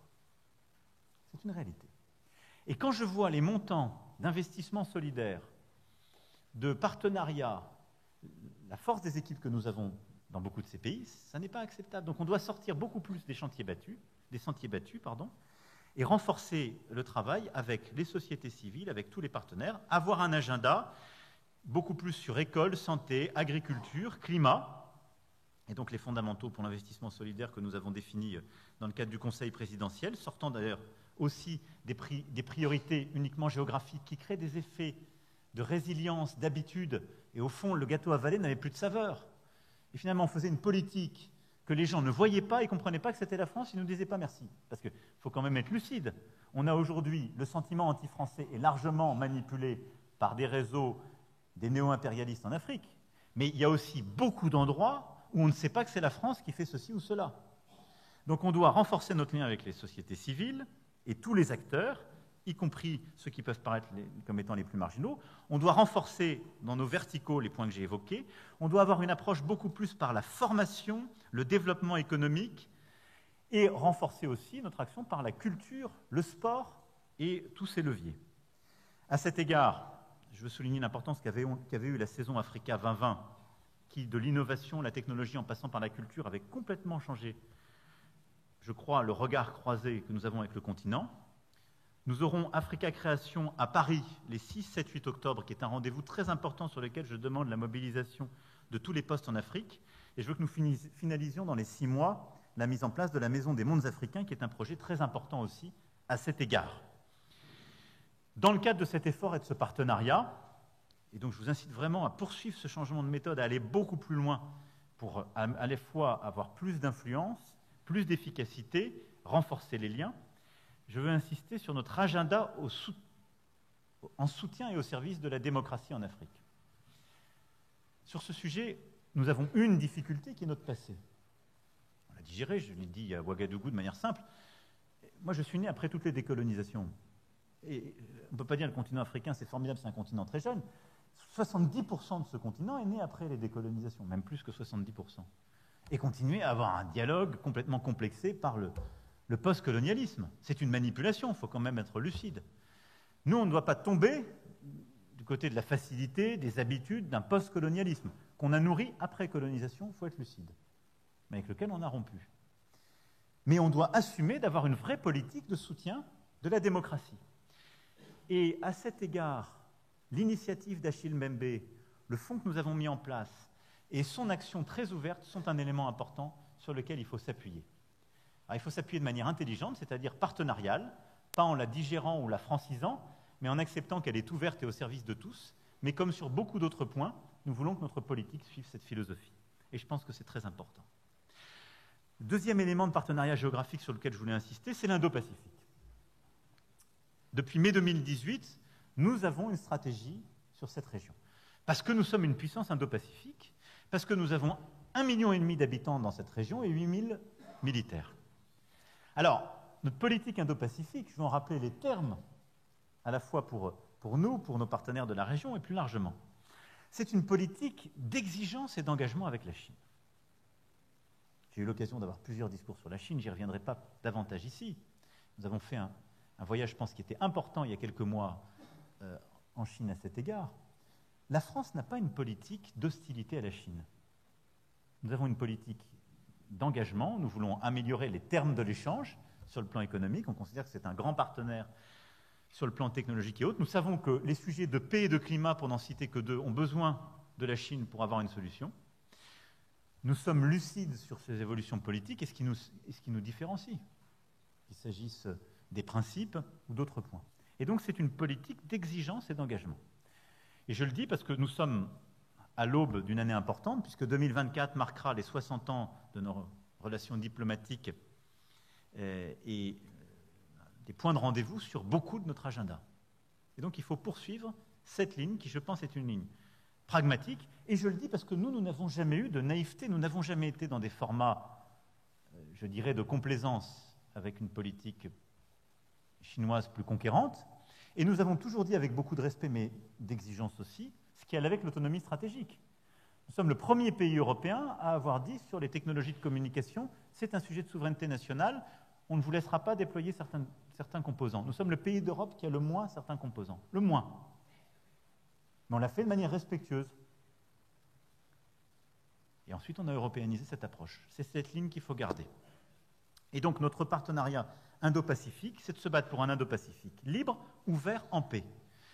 Et au fond, dont la grammaire est de préserver la liberté de la souveraineté, sans esprit de conflictualité, mais en réinvestissant d'un point de vue militaire notre présence, en réinvestissant les exercices conjoints, ce que nous avons encore fait l'été dernier, en nous appuyant sur nos territoires ultramarins, et je pense que c'est un élément très important de notre politique Indo-Pacifique, c'est à travers la Polynésie française, la Nouvelle-Calédonie, Wallis et Futuna, la Réunion, Mayotte, nos terres australes et antarctiques françaises, avoir justement une approche qui valorise ces présences stratégiques et qui déploie des coopérations. C'est ce que nous avons annoncé encore à Nouméa il y a quelques mois sur une académie militaire conjointe et des déploiements. C'est ce que nous faisons en Polynésie française sur des aspects d'infrastructure ou économiques.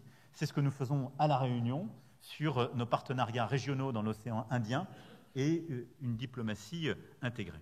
Et donc, le partenariat Indo-Pacifique nous a permis, on l'a encore vu cet été, de la Papouasie-Nouvelle-Guinée en passant par le Vanuatu, de complètement reconvoquer la relation, parce que vous avez beaucoup d'États de la région qui ne veulent pas être enfermés, en quelque sorte, dans le choix entre les États-Unis et la Chine.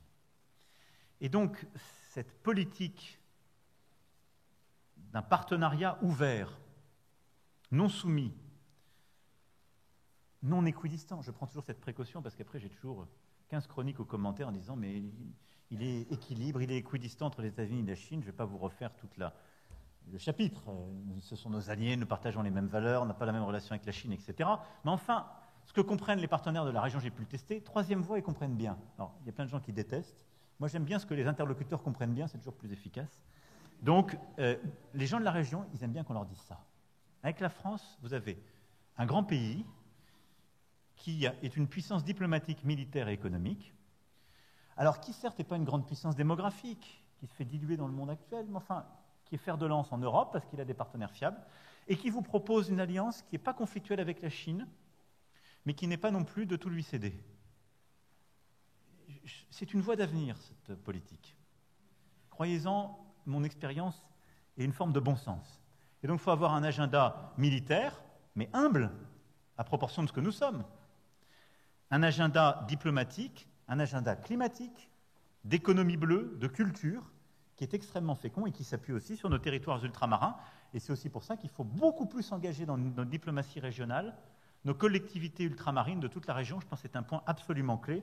On aura à y revenir dans les prochains mois. C'est le même esprit que je veux que nous développions, d'ailleurs, aux Caraïbes comme en Amazonie. Dans les Caraïbes, je me félicite que la Martinique ait rejoint CARICOM. On va tout faire pour que la Guadeloupe puisse faire la même chose. C'est une très bonne manière de construire des partenariats régionaux et une intégration dans cet espace. Et en Amérique latine, alors j'ai entendu beaucoup de commentaires sur les sommets de cet été en Amazonie, mais il se trouve qu'aujourd'hui, nous ne sommes pas partis du traité.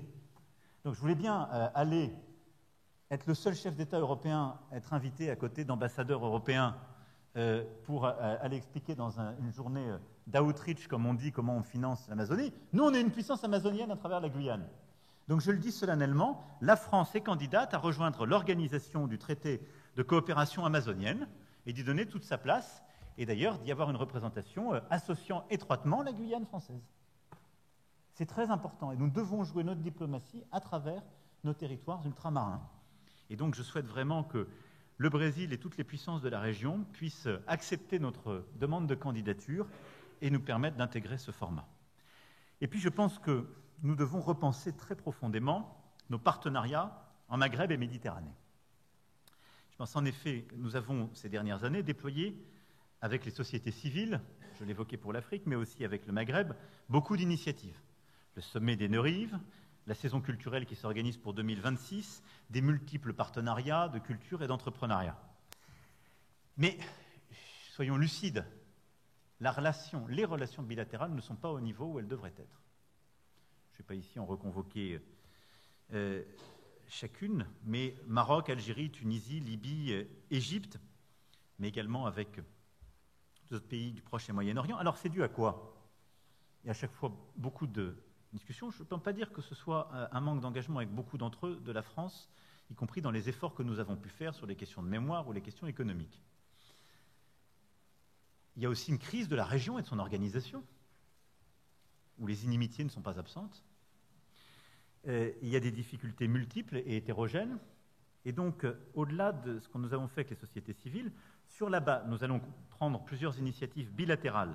Je souhaite réengager avec plusieurs de ces pays dans les mois qui viennent, consolider ce que nous avons fait avec la conférence de Bagdad, qui est très structurante pour le Proche et Moyen-Orient. Et je souhaite que d'ici à la fin de l'année, sous l'autorité de la ministre, soit consolidé un agenda de relance intergouvernementale avec toute la région ou plus largement. Mais on voit bien que les questions d'environnement, de climat, de coproduction doivent nous permettre de repenser un agenda régional sur des termes différents que ceux dans lesquels nous vivons. Mais au-delà de cette approche géographique, quand je dis faire de la France une puissance partenariale de confiance, c'est aussi prendre des risques en matière de gouvernance internationale. En effet, il y a une crise de cette gouvernance internationale, c'est ce que j'expliquais dans mon propos introductif, parce qu'il y a une contestation de plus en plus du Conseil de sécurité, des Nations Unies, du FMI, de la Banque mondiale, etc.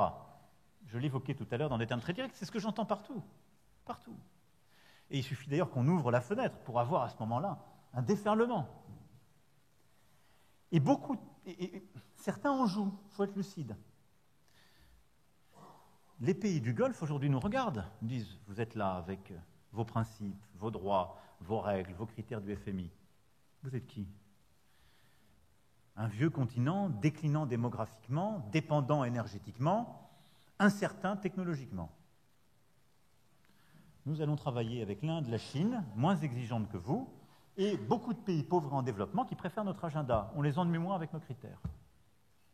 C'est ce qui se passe. Dans beaucoup de pays où vous représentez la France.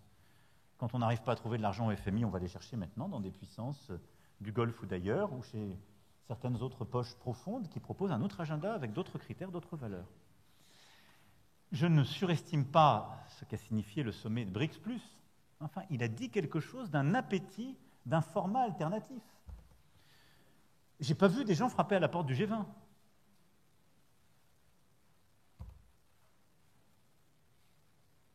L'Union africaine que nous allons prendre.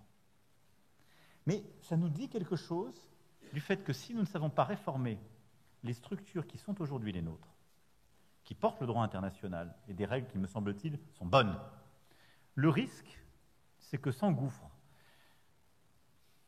des manœuvres de déstabilisation et donc cette partition du monde que j'évoquais. Et donc mon premier point à cet égard, si nous voulons être des partenaires de confiance, je veux que vous me fassiez des propositions et que nous ayons de l'audace pour être les acteurs d'une réforme profonde de la gouvernance mondiale. Et en particulier, le FMI et la Banque mondiale, nous devons en réformer la gouvernance. C'est plus possible qu'autour de la table, il y ait des systèmes qui soient essentiellement déterminés par les adhérents au bureau et que ce soit que les pays riches. Si on ne réinclut pas beaucoup de ces pays qui aujourd'hui n'y sont pas, alors nous laisserons créer un ordre alternatif et nous irons vers la marginalisation de notre propre système. On doit aller vers plus d'efficacité de ce système, mais aussi on doit en réformer la gouvernance. Ensuite, je souhaite que nous ayons quelque audace et que nous travaillions, nous Européens, et je vais le proposer à quelques chefs d'État et de gouvernement, à des formats nouveaux avec l'Inde, le Brésil, l'Afrique du Sud. Nous ne devons pas nous enfermer dans les formats existants.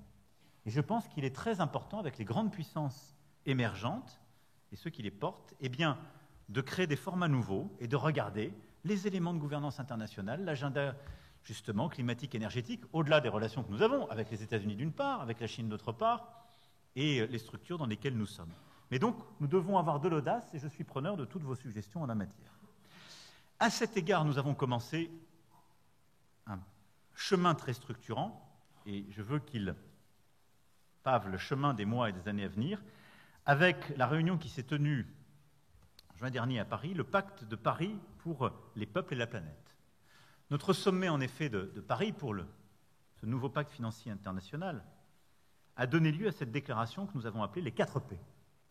Ça tombe bien, ça marche aussi dans la langue de Shakespeare comme dans la langue de Molière. Il faut être très simple, les acronymes, les anglo-saxons sont bien meilleurs que nous, donc il faut sortir des sommets. Les 4 P, le pacte de Paris pour les peuples et la planète. Je crois beaucoup à ce que nous avons bâti, parce que nous l'avons bâti d'abord en concevant l'agenda avec des pays pauvres, des pays en développement, des pays à revenus intermédiaires, des pays émergents. Et on a dit au fond, il y a 4 principes simples. On ne doit pas avoir à choisir entre la lutte contre la pauvreté et la lutte pour le climat. Ça détend tout le monde parce qu'ils avaient quand même tous le sentiment qu'on leur donnait les leçons pour savoir comment respecter notre agenda sur le climat, sans davantage les aider pour lutter contre la pauvreté. 2, le chemin suivi est un chemin national. Il est dicté ni à Bruxelles, ni à Washington, ni dans quelque enceinte. Et donc on construit des partenariats pour soutenir une trajectoire nationale. 3, on a besoin d'un choc concessionnel. Il faut plus d'argent public. Ce qu'on a fait pour nous-mêmes, mais on doit pousser partout l'agenda. Et c'est ce que nous avons fait avec une mise sous tension de la Banque mondiale et du FMI, qui a donné lieu à des annonces et des nouvelles lignes directrices lors de ce sommet, et que nous allons devoir décliner parce qu'il est clair qu'on ne peut pas résoudre l'agenda de lutte contre la pauvreté et pour le climat si on ne met pas plus d'argent. Enfin, pour le climat et la biodiversité si on ne met pas plus d'argent. 4, il faut beaucoup plus d'argent privé, et il faut donc avoir un effet de levier de notre action beaucoup plus fort. Et ça vaut pour toutes nos banques de développement, nos banques multilatérales et nos institutions. S'il n'y a pas d'effet de levier, il y a souvent un effet d'éviction. Et donc, mobiliser l'argent privé est indispensable sur cet agenda. Et donc, l'agenda, ce 4P, est ce qui doit structurer notre action dans les prochains mois. C'est au fond la construction d'un nouveau consensus international, public et privé, autour de cet agenda, pauvreté, climat, biodiversité. Alors, je souhaite qu'ils puissent justement scander les prochains rendez-vous. À New York, pour justement les rendez-vous qui se tiendront. Nous aurons le Forum de Paris sur la paix les 10, 11, 12 novembre qui permettra un point de rendez-vous sur ce sujet et consolidé. On va mettre en place une petite équipe de suivi en mobilisant aussi des chefs d'État et de gouvernement représentant tous les pays concernés, parce que ça ne doit pas être une initiative strictement parisienne. Et nous aurons un point de rendez-vous lors du sommet que nous organisions juste avant les Jeux olympiques et paralympiques, où nous aurons un sommet justement du développement durable olympique en juillet 2024 à Paris, et avec au cœur de l'agenda les 4 P. Ce qui est absolument, à mes yeux, indispensable. Alors, cet agenda sera scandé aussi par plusieurs initiatives que je voulais ici rappeler. nous devons continuer en effet à fédérer sur cet agenda de manière très concrète. Et donc, à la demande du Programme alimentaire mondial, le premier sommet pour l'alimentation scolaire se tiendra les 18 et 19 octobre prochains. Et donc, la France l'organise, l'abrite, et donc on va mobiliser la planète entière sur cet agenda très important. Nous parrainerons aussi la reconstitution du Fonds international pour le développement agricole, les 14 et 15 décembre prochains à Paris, avec un objectif de 2 milliards, ce qui là aussi est très important dans le cadre de la crise alimentaire que nous connaissons, et il vient servir l'initiative Farm que nous avons prise dès les premiers jours de la guerre en Ukraine, en particulier pour renforcer les capacités de production des pays en voie de développement ou à revenus intermédiaires. Et donc, vous le voyez, ce partenariat de confiance passe par cette initiative des 4 P et les jalons que je viens de situer qui sont, à mes yeux, indispensables. De manière concrète, au-delà des rendez-vous que j'évoquais, évidemment, nous continuerons de décliner notre agenda climatique, en liant toujours climat et biodiversité qui sont absolument inséparables, mais avec là aussi plusieurs rendez-vous qui vont marquer les prochains mois. Évidemment, la COP28 sera le rendez-vous clé en fin d'année, alors que tous les signaux d'une crise climatique aggravée se multiplient. C'est notre capacité maintenant à avoir des résultats qui est là. Et ce qui se passe sur le climat est totalement illustratif de ce que je vous dis depuis tout à l'heure. On voit certains émergents utiliser en quelque sorte l'argument politique de « c'est la responsabilité des Occidentaux », et donc on ne va finalement pas faire trop d'efforts. Et là où il y a beaucoup d'argent à mobiliser chez certains émergents ou chez certains États aujourd'hui bénéficiant de la manne des hydrocarbures, il y a un sous-investissement parce qu'en quelque sorte, il y a une forme de diplomatie du ressentiment ou de la stigmatisation à l'égard des Européens et des Américains. Il ne faut absolument pas céder à ça. Mais ça passe par ce réengagement et ce partenariat de confiance, et en particulier sur le thème du climat. Dès la rencontre qui sera organisée par le Kenya dans quelques semaines, et je salue l'engagement du président Ruto, la France évidemment sera à ses côtés, nous allons justement décliner le pacte de Paris pour les peuples et la planète et mettre en place, dès le sommet de Nairobi et pour la COP28, des options de financement nouvelles. Mobilisation Banque mondiale, FMI ensemble, démultiplication d'instruments plus simples et plus rapides, et mobilisation du secteur privé. Ensuite, nous devons bâtir de nouvelles ambitions sur le plan énergétique. La France portera un agenda très clair avec des échéances de sortie du pétrole et du charbon. Parce que c'est là-dessus qu'il faut concentrer l'effort. Au fond, le cœur de la bataille doit être la réduction partout de la dépendance au pétrole, mais surtout la réduction de la dépendance au charbon, en particulier chez les grands émergents. Je vous renvoie, je l'ai déjà convoqué à plusieurs titres, mais il y a un très bon schéma fait par l'AFD qui montre l'impact. Il faut arrêter d'aller surinvestir politiquement sur des petits projets dans les pays en voie de développement ou les pays à revenus intermédiaires où on met parfois beaucoup de pression politico-médiatique. Le cœur de la bataille, c'est que les grands émergents sortent du charbon. C'est ça le cœur de la bataille pour les 10 prochaines années. Et donc on doit redoubler d'efforts. C'est ce que nous avons engagé, je crois, avec beaucoup de force à travers nos partenariats de transition juste, dits JETP, Afrique du Sud, Indonésie, Vietnam, Sénégal. Et donc nous allons continuer la déclinaison de ces accords, mais on va surtout maintenant mettre plus d'impact sur pétrole-charbon. Et nous devons aller plus loin en partenariat avec ces grands pays émergents sur stockage du carbone, énergie renouvelable, hydrogène vert et nucléaire. Ensuite, il y a tout le travail sur la biodiversité et la préservation des forêts, qui sont tout à la fois des puits de carbone, des trésors de biodiversité. Et ces forêts tropicales et forêts primaires sont un point d'effort depuis plusieurs mois de notre diplomatie. Nous avons lancé, avec le One Forest Summit de Libreville en mars dernier, une action diplomatique qu'on avait commencée à Sharm el-Sheikh, qui est absolument indispensable, qui est au fond de dire sur 14% de la surface de la planète, qui est essentiellement Amazonie, forêt du bassin du fleuve Congo et Asie du Sud-Est, on a donc 14% les forêts primaires, les forêts tropicales les plus précieuses. On a 90% des écosystèmes pour les espèces vertébrées connues et 75% du carbone irrécupérable. Et là, on a créé tous les mécanismes de la Terre pour faire de la reforestation. On ne valorise pas la préservation de ces espèces. Et vous le voyez, à chaque fois qu'on déforeste sur ces zones, on recule énormément parce qu'on libère du carbone irrécupérable massivement, on détruit des écosystèmes pour la biodiversité qui sont souvent eux aussi totalement irrécupérables, et on fait une marche arrière terrible. Donc on a bâti une méthode nouvelle, on va la finaliser pour la COP28, justement avec la valorisation des crédits biodiversité et d'un meilleur fonctionnement du marché carbone. On a mis en place des partenariats de conservation qu'on a commencé à décliner avec le Gabon, avec la Papouasie-Nouvelle-Guinée à l'été dernier, avec la mobilisation de financements publics et privés pour préserver ces espaces en lien justement avec les peuples autochtones.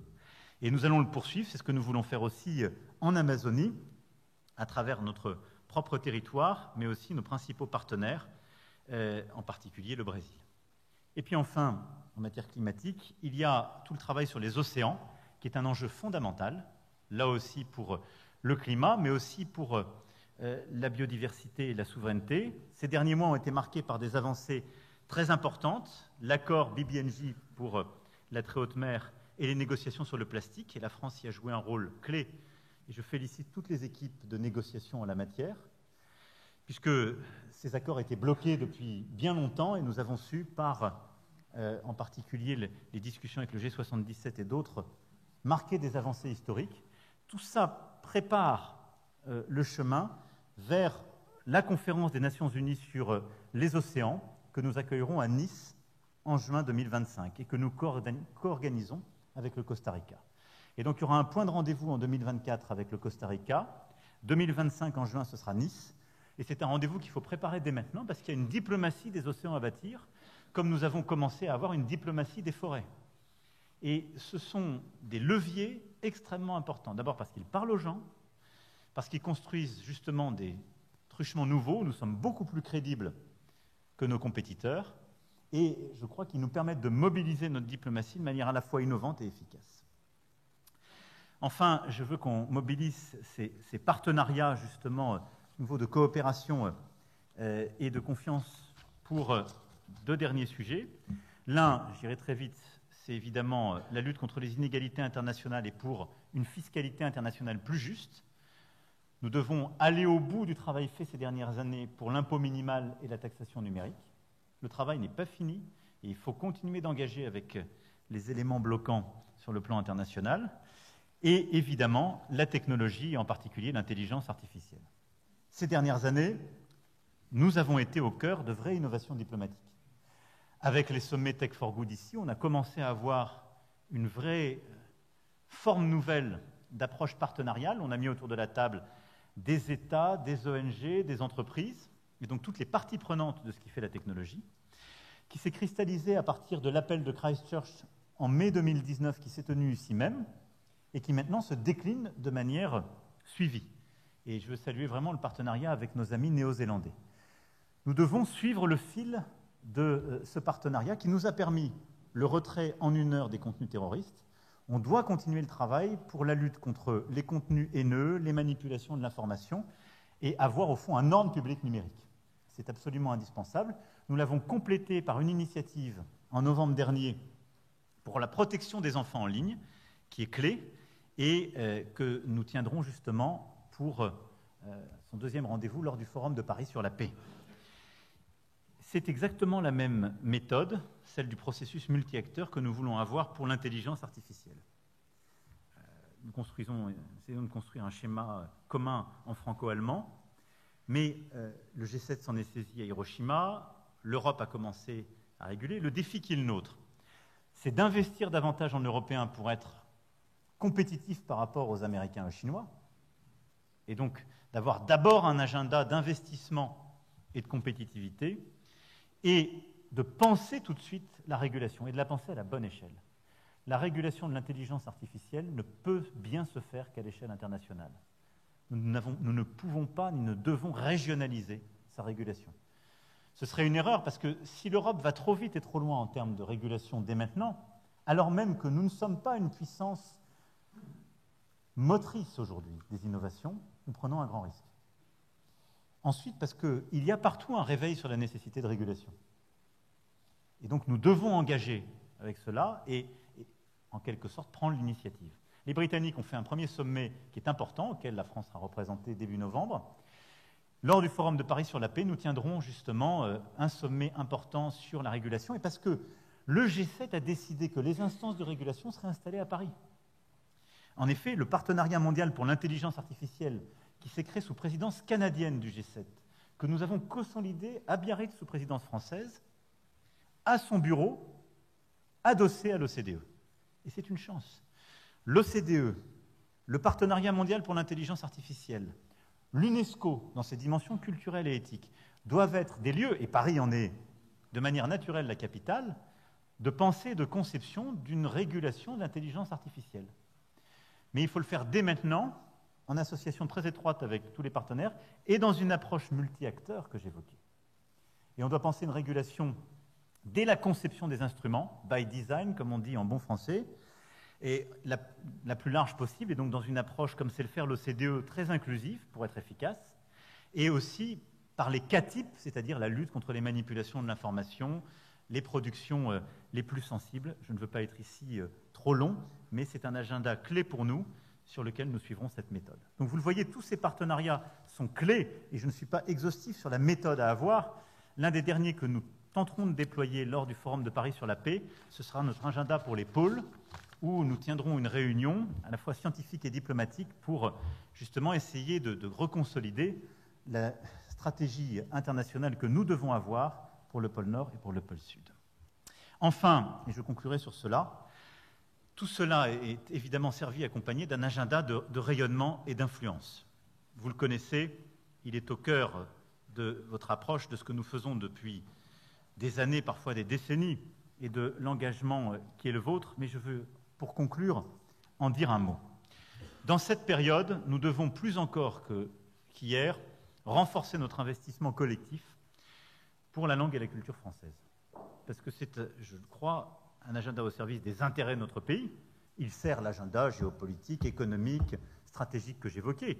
Plus on parle français, plus on construit de l'intimité et de la bonne compréhension de ce que nous sommes. Je pense aussi que c'est un agenda utile pour les régions où nous le développons. À cet égard, il faut continuer à déployer la réforme de l'AEFE que nous avons lancée, qui permet de former beaucoup plus et plus efficacement des enfants français et non français dans notre langue avec nos méthodes, et consolider ce rôle de la France comme puissance éducative et l'importance du français.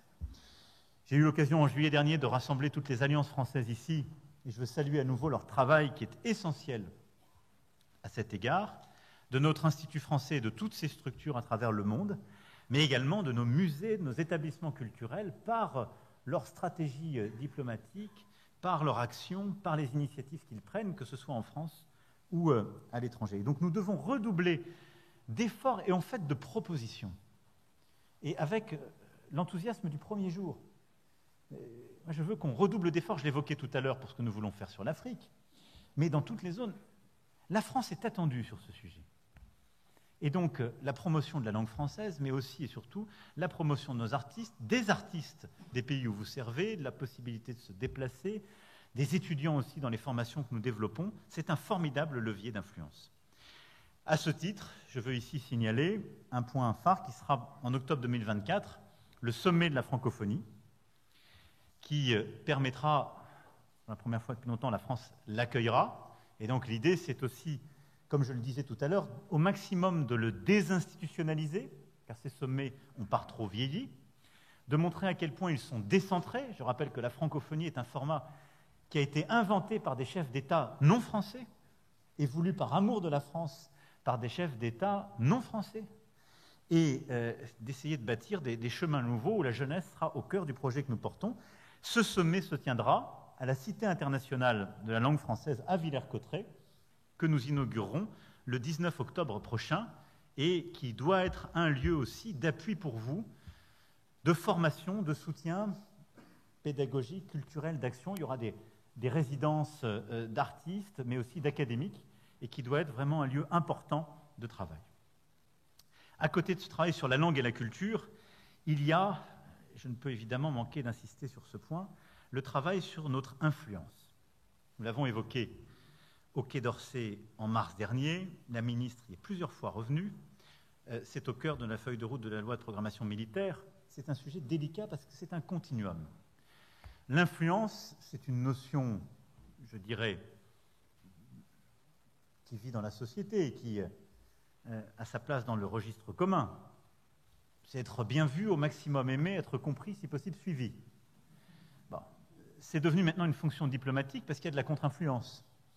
Et donc c'est rentré dans le cœur des missions et je veux saluer vraiment ce que le Quai d'Orsay a commencé de faire, à la fois au niveau de l'administration centrale et de la sensibilisation des postes. Il faut continuer ce travail par la transformation de l'outil numérique, de l'approche, la recherche d'alliés, de partenaires.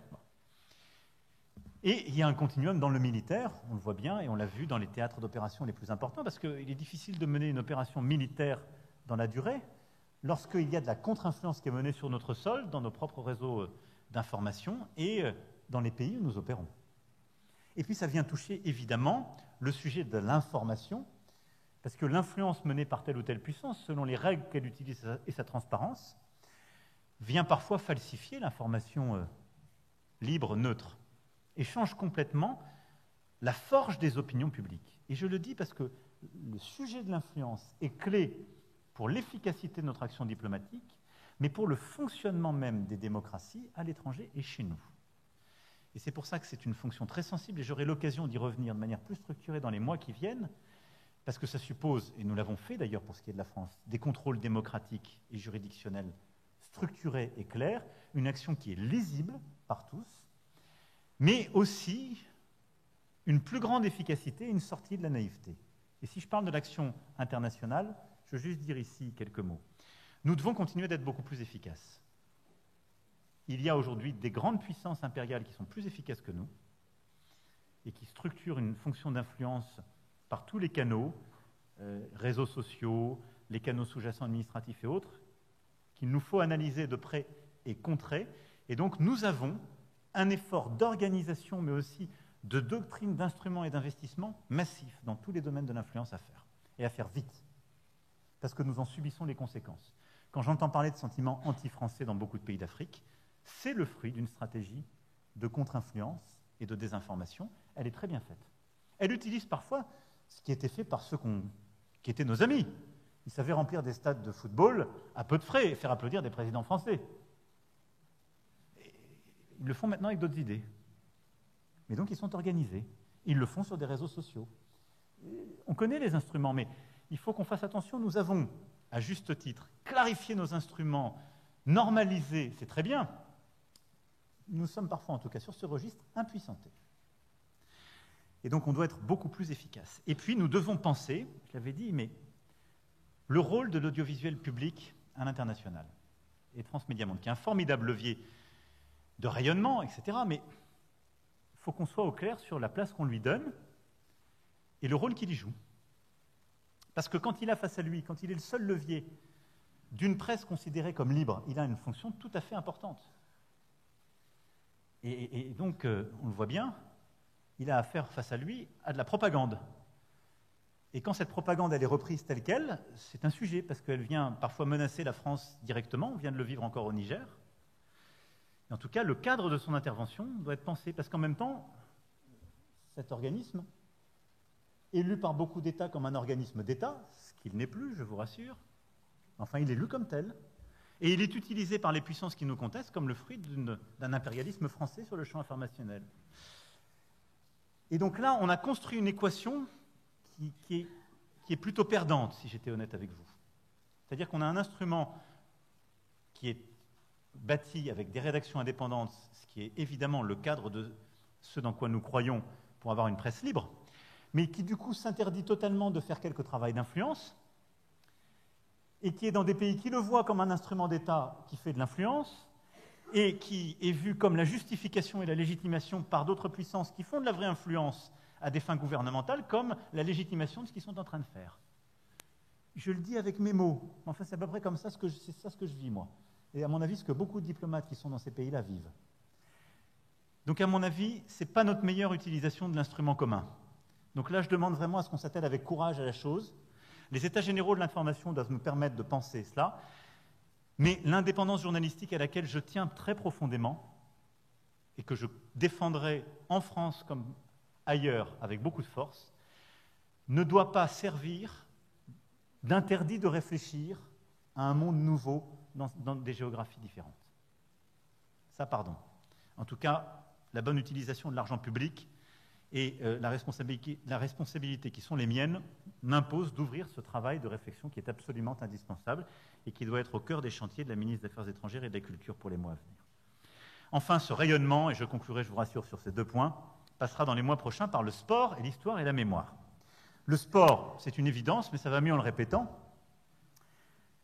Le 8 septembre prochain, la Coupe du monde du rugby sera accueillie en France. C'est un événement diplomatique, un événement de rayonnement, mais nous aurons beaucoup de dirigeants, en particulier de l'hémisphère sud, qui seront à Paris. Et donc, évidemment, c'est à préparer, à valoriser, à consolider, dans le cadre aussi de nos partenariats sportifs à travers toutes les régions que j'évoquais. Et puis, les Jeux olympiques s'ouvriront le 26 juillet prochain, et dans 1 an, jour pour jour, les Jeux paralympiques ouvriront à Paris. Et ces Jeux olympiques et paralympiques sont un formidable rendez-vous diplomatique de rayonnement et d'influence. D'abord, de la capacité de la France à accueillir, de sa gastronomie et de son offre. Le représentant personnel y travaille, et d'ailleurs du rugby jusqu'à ces rendez-vous pour que l'art de vivre à la française, notre gastronomie, notre capacité à accueillir, justement, soit valorisée et pleinement vue. Mais l'héritage de Paris, en termes d'inclusivité, en termes justement de sport d'école, de sport et de santé, sera au cœur de ces rendez-vous, avec en plus le sommet développement durable olympique que j'ai annoncé, qui se tiendra juste avant ces événements. Enfin, notre rayonnement passera également par notre histoire et notre mémoire, puisque les mois qui viennent seront scandés par les 80 ans de la libération et des débarquements en France. Ça commencera en Corse dans quelques semaines, et ça se poursuivra à partir du printemps et de l'été 2024, mais avec beaucoup de rendez-vous intercalaires que nous aurons à organiser en Normandie et en Provence, qui sont les 2 épicentres, mais avec à peu près tous les territoires français qui seront concernés par ces rendez-vous de mémoire et d'histoire, au moment même où les dernières générations de survivants sont en train de nous quitter, et où il y a pour nous-mêmes un très gros travail d'histoire et de mémoire que nous sommes en train de faire avec beaucoup d'historiens, l'implication du ministère des Armées sur ce sujet et de l'Éducation nationale, mais avec également un travail à l'international, puisque beaucoup de nos puissances alliées, mais aussi du continent africain, du continent pacifique, se sont impliqués à nos côtés dans la libération du territoire français et ses débarquements. Et donc nous aurons à préparer ces rendez-vous diplomatiques avec beaucoup de soin. C'est la mission que j'ai confiée à l'ambassadeur Étienne, qui pilote avec plusieurs historiens, militaires et administratifs cette mission pour préparer justement le rendez-vous et commémoration. Voilà, mesdames et messieurs les ambassadrices et ambassadeurs, ce que je voulais vous dire en ce début de semaine et avant vos travaux sur à la fois la situation internationale telle que je la vois et quelques-unes des grandes perspectives qui sont les nôtres. Il y a beaucoup de travail.